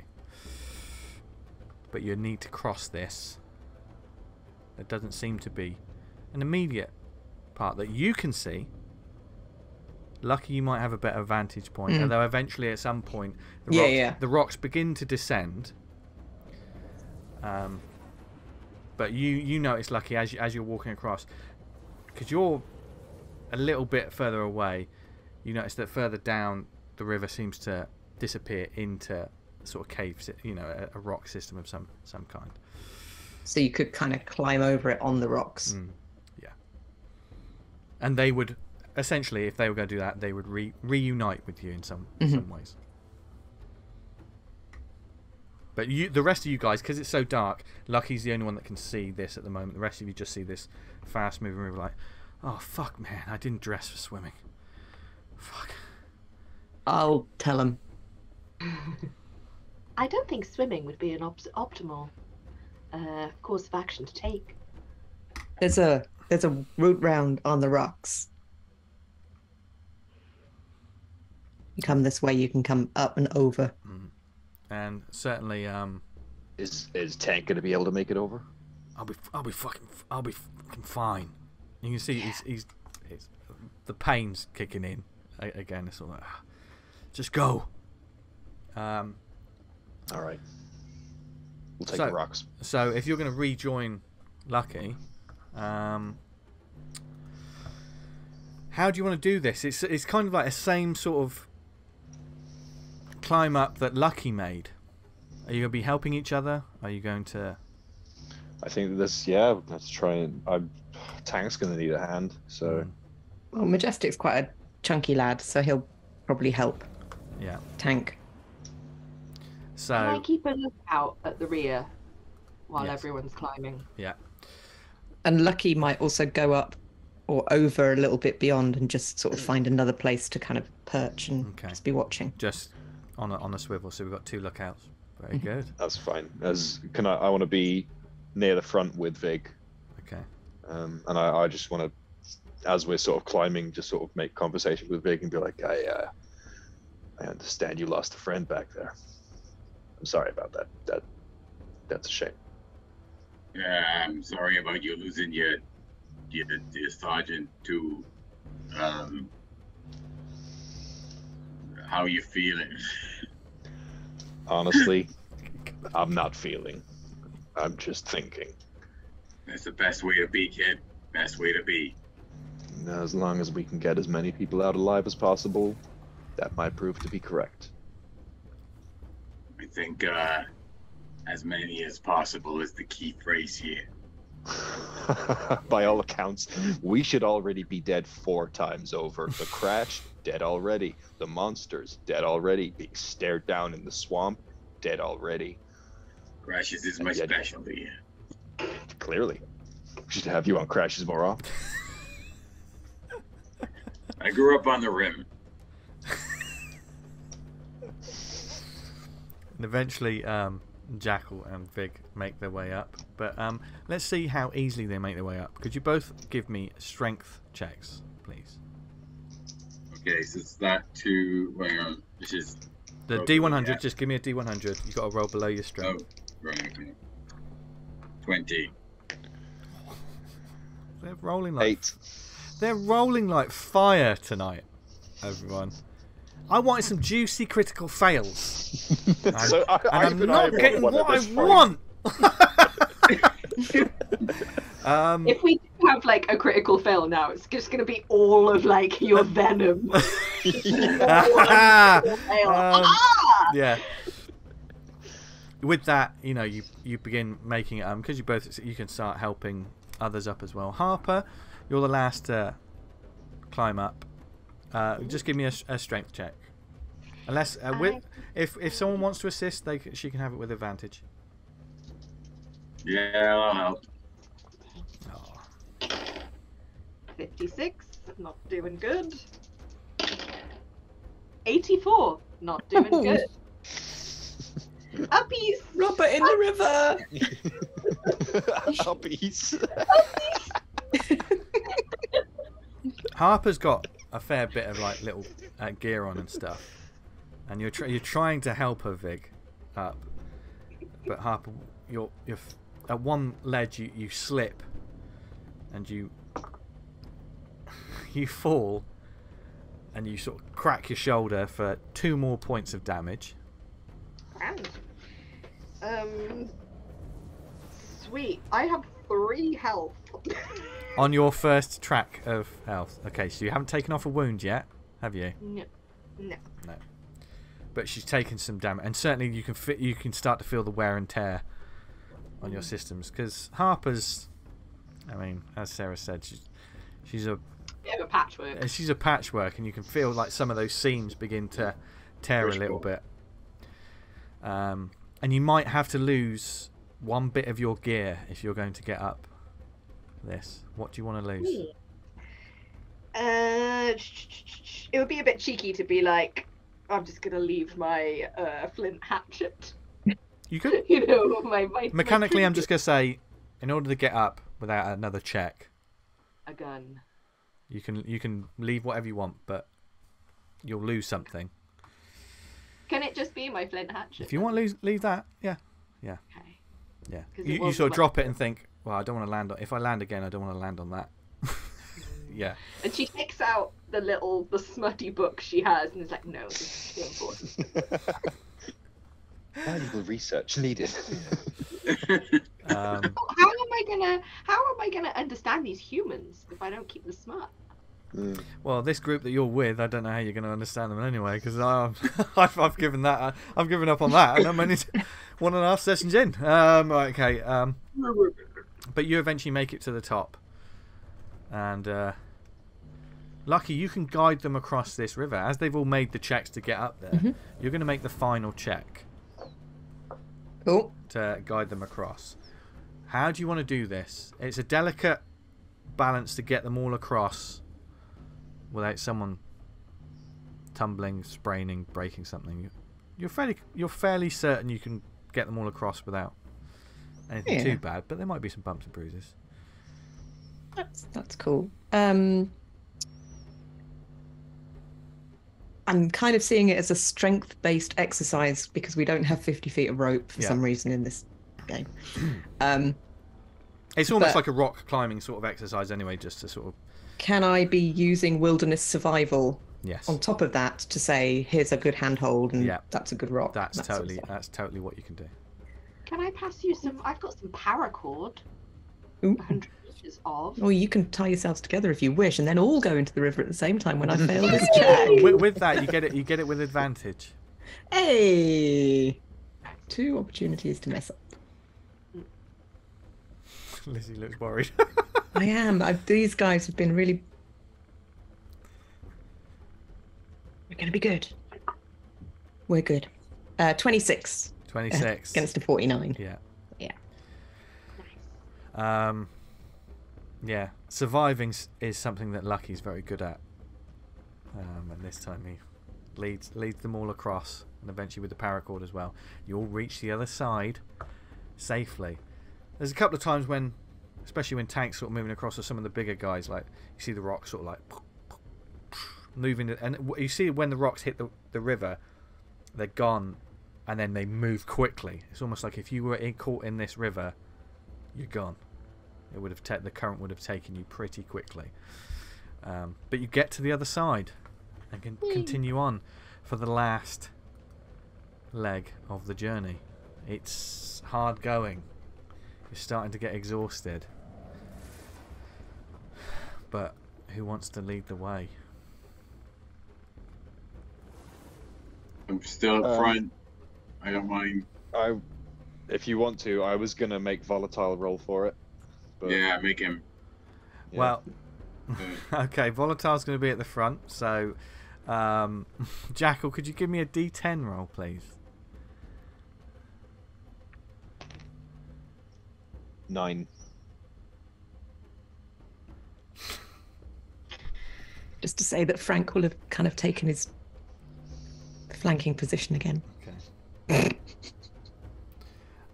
Does anyone say anything when it's like, hey, Lucky, where you going, man? Just when you begin to head off, like, You need eyes. You need eyes on you. Got my eyes on you. okay.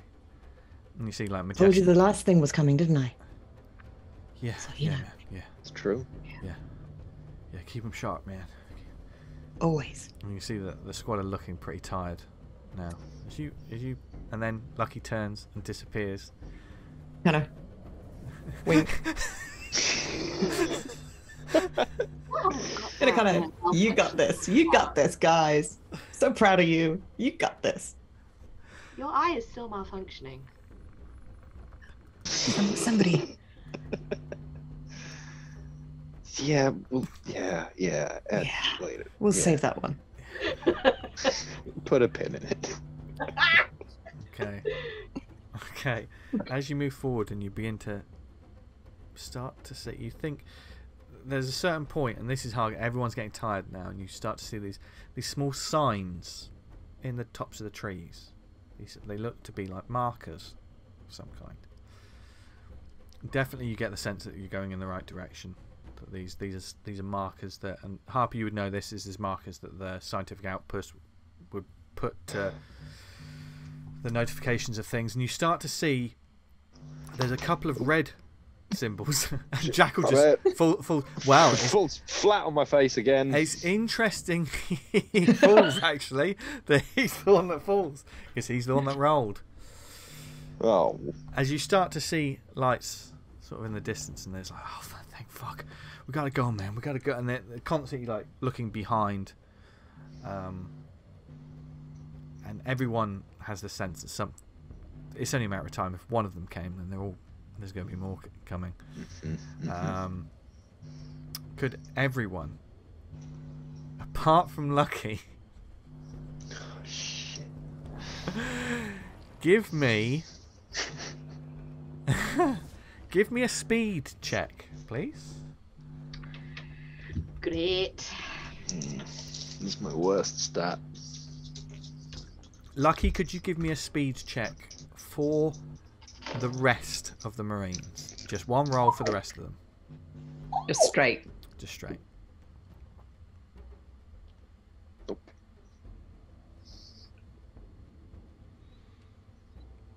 Okay. I got a 68. A That's a fail. Is Take a above my speed. Take a point of stress. Vig, what did you get? 43. Is that a success? Yeah, 45 is my speed. Okay, so you succeed. Harper. 35. Success. Success. What did the rest of the Marines get? Sorry, guys. 91. It said wasn't dubs. Vig and Harper, you notice this. Oh god, I killed the crew. Just as you notice this, you realise there's some red signs around a certain area that some of the fire team are moving into, and it's too late before they begin. All of a sudden, like everyone that failed. Oh, fuck. You just like the medic. Oh, you're god. like they all just immediately what the fuck? There's this thick soggy mud pit, and they're all currently in it up to their waists, well, thighs. They're just above the knees. Everyone just sort of immediately began to like, what the fuck? Jackal, could you give me a fear save, please? that's the D20? No, this is just your D100. Get underneath your... Oh, with my fear stat. Yeah, right. Fear stat.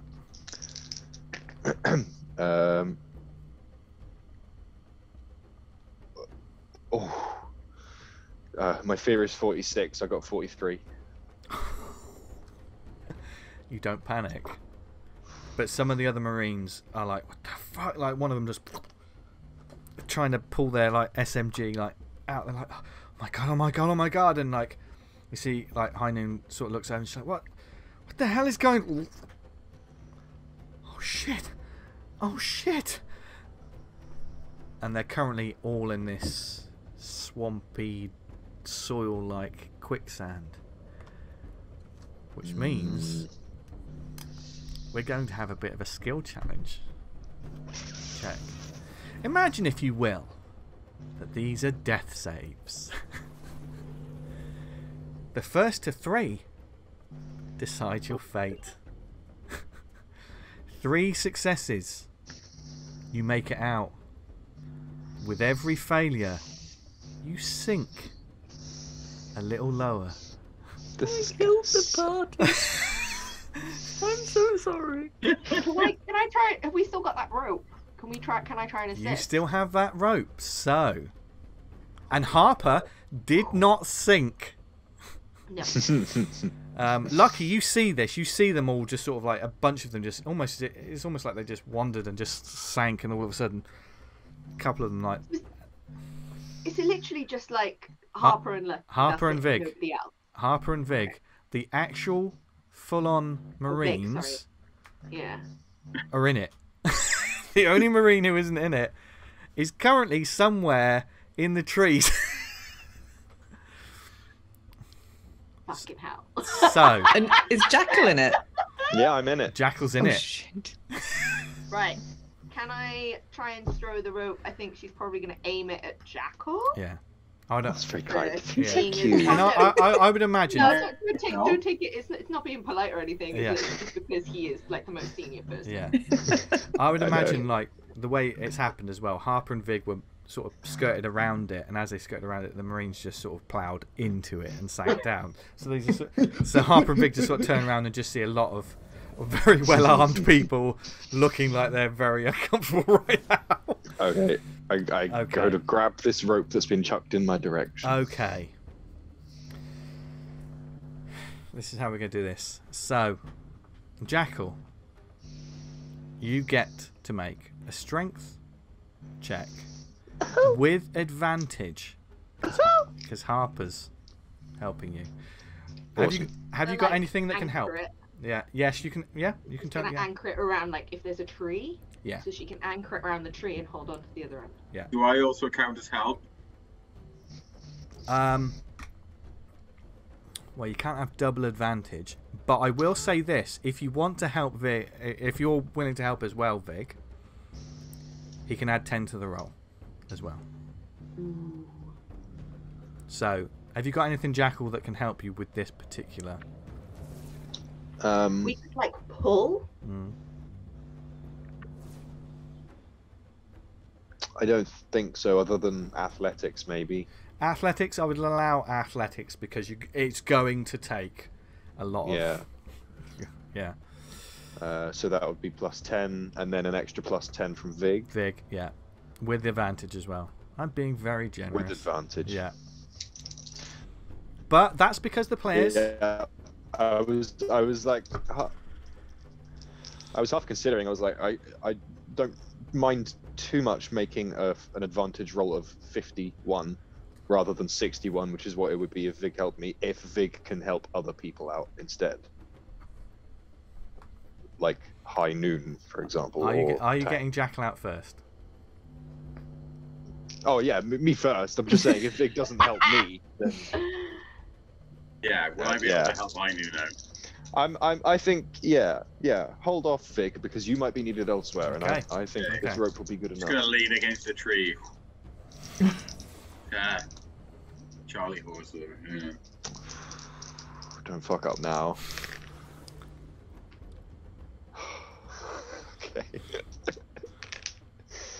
Okay. Okay. My first roll. First of all, my strength is 51. That's what I was trying to beat, and I got a 50. And then I got a 32. So we're all good. We're all good. You managed to. That's a success. You're getting out of it. Okay, so I would say with this, because Jackal was only up to his knees at this time, he can get out.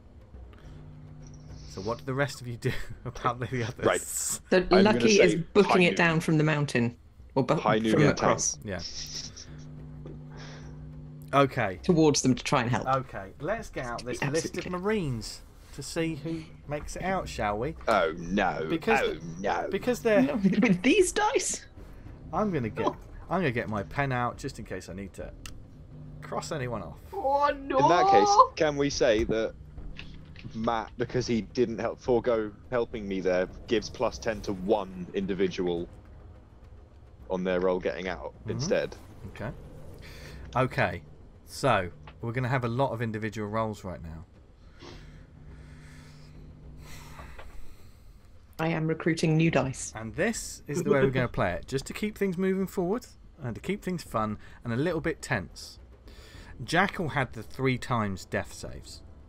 Okay? This is what I do, by the way, people. I just make stuff up on the fly and then we just go with it.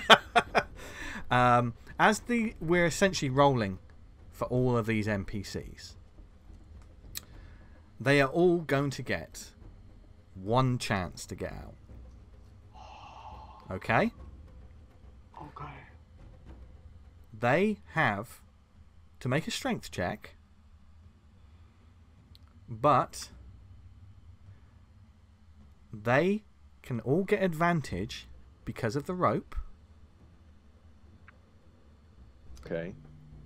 and 2 of them, well, 1 of them can get an extra 10 from Vig, and if Lucky and Jackal want to help another 2, so you each get a 10 that you can give to someone saved. Does that make sense? All right. Yeah. Okay. Okay, so who wants to start this? Let's start with High Noon. Okay, High Noon. Yeah, let's get I knew now. Yeah.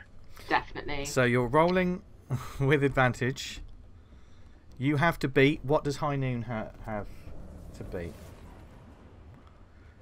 She has. What's her instinct? It's instinct, isn't it? 35. 35. 35. And With it- I'd say Vig, use So- up your +10 on Yeah. that. So Yeah, we're gonna use my +10. she's got to beat a 45, and they have advantage. Okay. So roll D100 twice and give me the lower roll. Take it away. Okay, the first one is 90. My second is 0.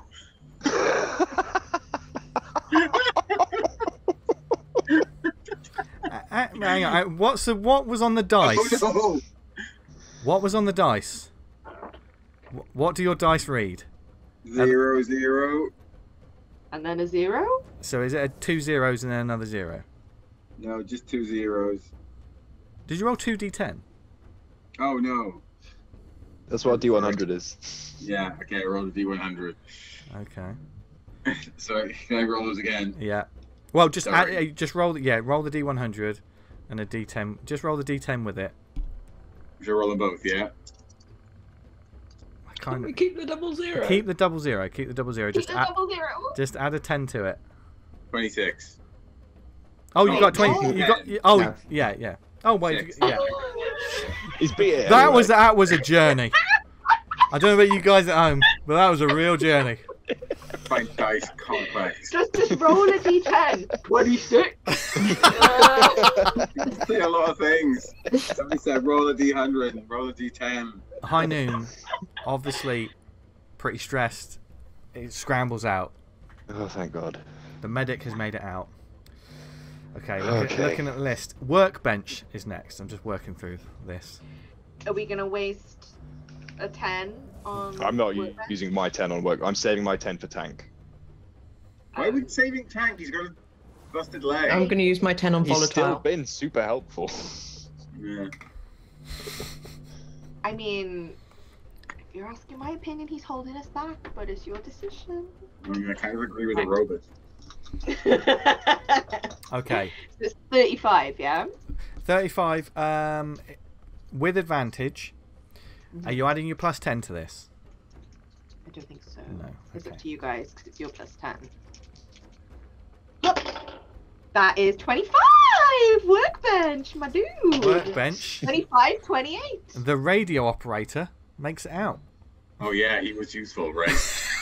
Did you forget that Write this he's down on the thing that these people are actually, functional rather than just pictures for killing. Pictures for killing. my new album out this summer? No. Just for killing. Okay. Who wants to roll for tank? It's like bowling for soup. Pictures for killing. Yeah, I'll roll for tank. You want to roll for tank? Yeah. And you add in the 10? Yeah, I'll give him my 10. I don't really care about any of them apart from High Noon making out, so. You just wanted to give 10 to Tank because he's your dude, right? Yeah. Favoritism. I don't really feel any kind of I don't feel any attachment to Tank. It's just he's like the biggest human shield, plus also has the most muscles and can break the most things. So Okay. yeah, I'll give my 10 to Tank. So what's he getting? 45. 45. What do you get on the first roll then? Come on. I love this. 12. Okay, hell. And the second roll was 8. Bloody hell. What is wrong with Eliot's dice, or what is right with Eliot? Yeah. You should start making your own dice, Eliot. Okay. Next up is volatile. There's 2 left. 2 left. I do roll for volatile. I'll go volatile. Who? You want to roll for volatile? Yeah, well, I'll do the add 10 to volatile. Oh, Yeah, you'll yeah, add 10. 10. Yeah. Okay.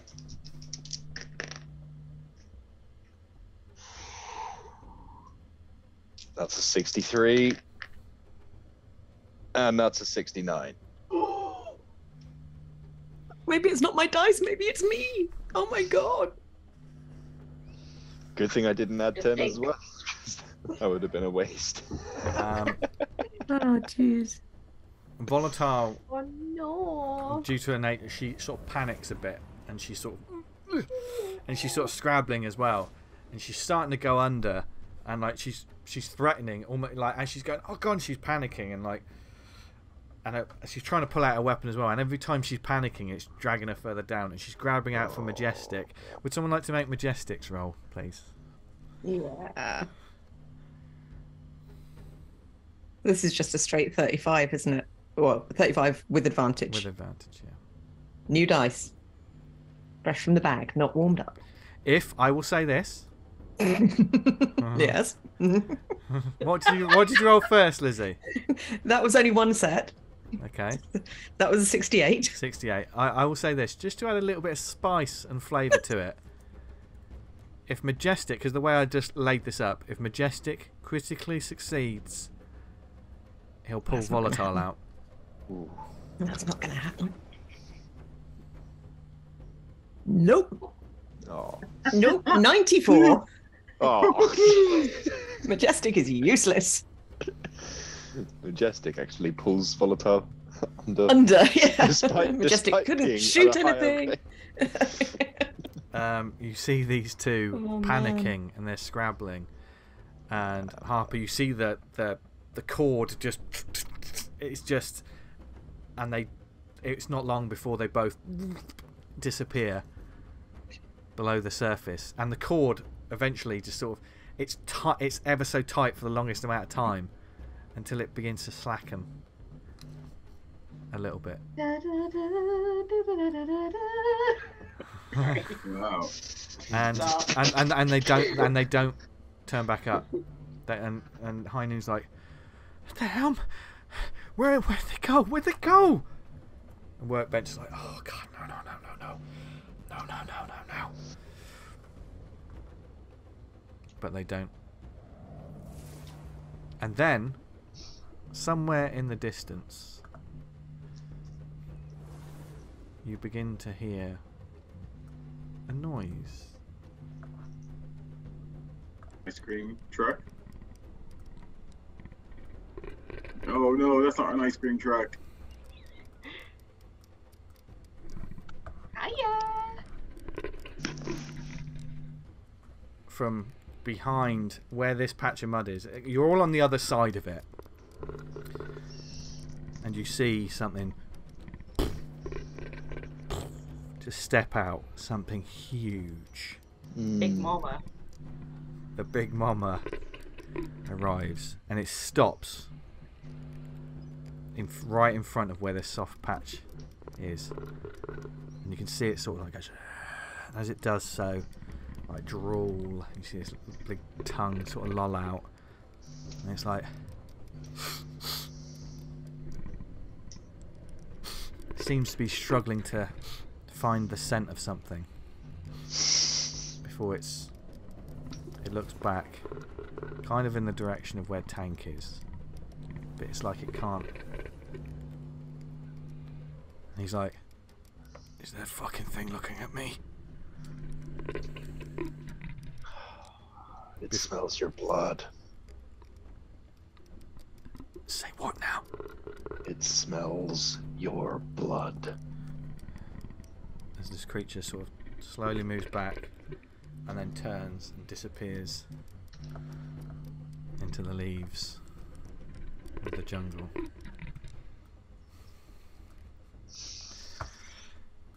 Is Tank still wearing a bandage? Yeah, on but it him? looks pretty. It looks a mess right now. Can I just ask quickly what the mechanics of the auto meds that I carry are? The auto meds. Let's have a look at the inventory in the manual. Oh, the inventory. The inventory in the manual. Luke. Let's have a look at the book. Okay. Auto meds. These would be a company sort of supplied thing. They're quite expensive. They're nanotech pills that assist your body in repairing damage by granting advantage to body saves, meant to repel disease and poison, as well as attempts to heal from rest.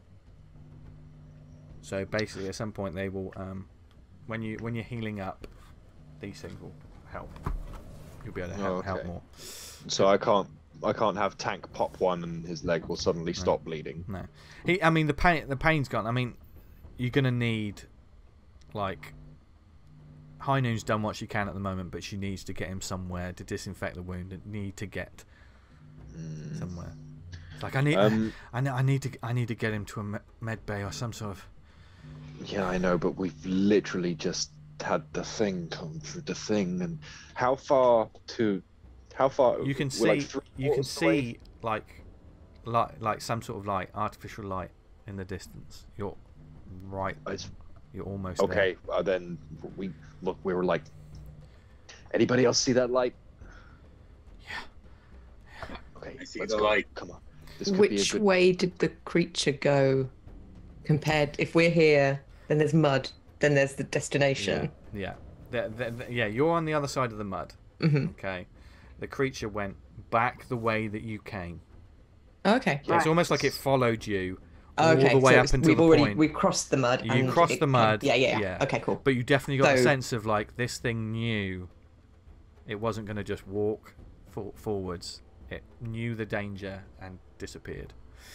In which case, can Lucky go to the front and say, "Come on, this way," and just take a slightly roundabout path, not dead straight path, Yeah. towards the Yeah. structure. Yeah, and the rest of like you, apart from Harper, getting pretty exhausted by this. This is the longest 10K ever. Do you know what I mean? Over this rough terrain and everything that has happened. I would also say, I forgot to do it again. Could everyone, when the Marines go under, everyone make a panic roll. You got to roll. You got to roll above what your current stress level is. Oh wait. On a Does it- D20. does that- On a D20. that- Yeah, Does D20. that trigger our trauma response? Oh, shit. It's an actual I'm getting you. What is your trauma response for an android, Harper? Everyone gets disadvantage. Is that on On a panic? fear Is that saves. on a that? Is that fear saves or panic rolls? It's not on the panic rolls. Fear Fear saves. save. Fear saves. So this wouldn't count for that. Don't worry. Okey-doke. Yeah. And it's just D20. Yeah. And I believe Vig, you have in your trauma response, you can take advantage, can't you, on a panic? I can, yeah. You're a teamster. So basically, if you don't succeed this, you have the option to roll again if you want. Just remember that. Okay. And this needs to be higher than your stress. It's higher than your stress. Okay. Lucky, what is your current stress level? My current stress level is 4. Okay. What did you roll? I rolled a 2. Because it's that sort of dice evening. You gain 1 stress. Okay. Anxious. You're getting very. Whenever I panic, every nearby friendly player must make a fear save. This is when it gets interesting, because what a joy that I picked Lucky was the first one. Okay. I believe this is known as Marine Panic Spiral. This is the Marine Panic in Spiral. the lore. Yeah, we promised this. Okay. Everyone, before we do the panic rolls, everyone needs to make a fear save now. At disadvantage. At disadvantage because you're near and you're an near an android. android. Oh no. Oh my god. What am I rolling here? This Your is your D100. D100. For your fear. 100 and your 10. 100. Your 100 and your 10 Oh, no. at disadvantage. I was rolling my D20 like, oh, this is fine. Okay. You ding-a-ling. So, Harper, yours is a straight roll, isn't it? At disadvantage, you say. Yeah. Harper's is a straight roll because you are the android. What did you get, Harper? 31. That's a success? Yeah. Beautiful. No stress for you. Jackal, what did you roll? My first roll was a 4. My fear is 46, and I rolled 46. Hey! Oh, You're getting all the jam tonight. You do not get any stress. Vig. I got 89. Okay. Gain a point of stress. Okay. Okay. Mechanically, all of you, I know I made you roll for a panic roll. I'm going to make you do it again. Don't ignore the first roll, apart from Lucky. Right. Lucky panicked. Harper, if you'd like to give me a D20 over your current stress, please. 12. That's fine, you do not panic. Jackal, give me a D20. 1. 1. 1. It's the only time you want to roll a 1 in this game. You get a sudden adrenaline rush. You have advantage on all rolls. Could you give me 2d10? Could you give me 2d10, please? What is happening with your dice tonight? Oh my Oh, god. I got a 1 Yeah. and a 5. Okay. Oh, Christ.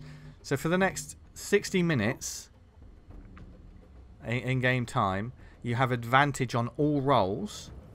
Could you roll me a d5, please? Okay. I got a 3 on the dice. What does that mean? So that'd be a 2. You can reduce your stress by 2. Oh, see. The adrenaline just kicks in, and you're ready. You're ready to go again. You completely get in the zone. Vig, what is your current stress level? 7. Could you roll me a d20, please? I got 5. Okay, that's a fail. Do you want to use your trauma response Yes, and re-roll I that? do. Yeah. Teamsters can re-roll a panic check. How is I your got 18. 18. You don't. You don't panic. No one panics. That could have gone very, very badly. Oh, the tension in the room is palpable, and I love it. As the group begins moving forward, and now JACKAL's just right behind you as well, Lucky, as you're sort of leading the way. And the rest of you on swivel as you're sort of moving forward. And then the trees begin to sort of disappear somewhat. And the ground sort of opens up, and then the first thing you see is a sort of an artificial lighting rig at some point. Sort of it flickers a little bit, and it's on sort of like the outskirts of trees. It's fairly dim light, but that was what you were heading towards. And then you move past that towards, you can start to see a large shape in the distance, and you're moving forward slowly, heads on swivels, until the ground the space opens up before you, and you see a large block of a building with it seems to be, from where you are, a large dome in the center of the complex. It's clearly visible from where you are. There seems to be a main entrance door, and just next to it, the side, like a heavy duty, it's almost like a garage style door. It's like a massive sort of maintenance like door. And there seems to be no lights on whatsoever. Once you get past this light, it seems to be. And as another batch of lightning flashes above you, and you just see the words above the entrance that just say Linnaeus 7 Outpost. And that's where we're going to end part 2. We made it! We made it! Well, some of us made it. Who was the other one who died? It was Volatile. Volatile and Majestic. Majestic. Yes. When Tank dies, we've got bingo. Oh dear. Not if, when. Yes, there we go, everyone. That was part 2. The Marines disappeared into the jungle. Do you know what, Vince? Nothing will ever make me more tense than giant monsters just looking at you. Just looking at you. Has it done anything yet? No, it's still just fucking looking at you. Oh, good. I know how to push his buttons. And that's what I like. And yes, that was a thoroughly fun session. Thank you once again to my wonderful players for playing along, playing so beautifully and not knowing what I'm going to throw at them. It's going to be an interesting session next time. That's for sure. Of course, where can you follow my wonderful players? Yeah, on the not you don't want to follow them in real life, but but like on social media, etc. Where can people find more of your wonderful work, Lizzie? I'm going to start a new social media thing called "I'm really sorry I killed all the NPCs." That's probably a popular. That would be a popular account. Yeah. That's my summer podcast sorted out. Twitter at Lizzie Boyle Says. Also Ski Shoot Repeat on Twitter, and the Ski Shoot Repeat podcast, which even though it's no longer the winter sports season, I'll still be talking about winter sports because I can't stop. Yay. Oh, and buy Monster Fun at your local newsagent or from monsterfun.co.uk for all your Monster Fun needs. Monster funnies. Nice. I like that. Thanks. Sarah. You can find me at Milmo Comics on Instagram and Twitter. So that's ML. My brain is frazzled. That's what this game does. MILMO Comics. All one word or lowercase. I'm also with these guys on Measure of a Fan. You're down. Yeah. In a little while. Ooh. And it'll be up, but we recorded it. Yeah. It was really, really fun. Yeah. So, Was it? Yeah. yes. Like, Enterprise is not great, but the podcast is fun. Speaking of the podcast, Matt and Eliot, where can they find your great work? Oh, on the podcast. Wherever. It's my best work, by far. And I also have a YouTube. I make music on Eliot Red on YouTube. But the podcast, it's like glorious work that I'm so proud of. It's so funny because as I'm looking at the screen right now, Eliot's looking at Matt forlornly, the way that they're sort of on the screen. Oh, Matt, what is he talking about? What is this podcast? I have no idea what he's talking about. He's invented a podcast in his brain. So you can find me on the Measure of a Fan podcast. It is a Star Trek podcast. We watch Star Trek in chronological order, which means we have to watch Enterprise first, which is why nobody likes us. You can also find me on Twitter at able_albatross or on Instagram at matt.troy. And my latest short story, horror short story, Graves, is available on ASP Publishing's journal, issue number 8, available Saturday the 8th of April, if that's happening by this time. Yes, it will be. Go get it. Awesome. Go check it out. You can find me on social media at Jester Diablo. You can find more of this show at Safe Space RPG. If you don't want to listen to some more podcasts, go to lawbreaker.podbean.com, where you can find some audio versions of this. You might be listening to this now on audio, but there's also the first season of Safe Space, and this is a little teaser of the kind of madness you're going to get in season 2 as well. So big thanks to the wonderful Tabletop Audio for the spooky, creepy background music that we use in this. It just helps to really put them really on edge. And of course, thank you to Mothership at Mothership RPG. Find out more about the game, because trust me, I do it a disservice. I think the game itself is so easy to play, that you could just do this to your friends as well at home. It's great. And there's wonderful modules and stuff, and game modules and loads of third-party content. It's seriously brilliant and worth checking out. Be sure to like and subscribe this show, and I guess we all just need to leave your comments below, and let us know what you think. Right now these lot just need to recover for a bit and figure out what to do next, although we all know one thing's for certain. I think we know who the endangered species is on this planet. Volatile and majestic. Well, NPCs.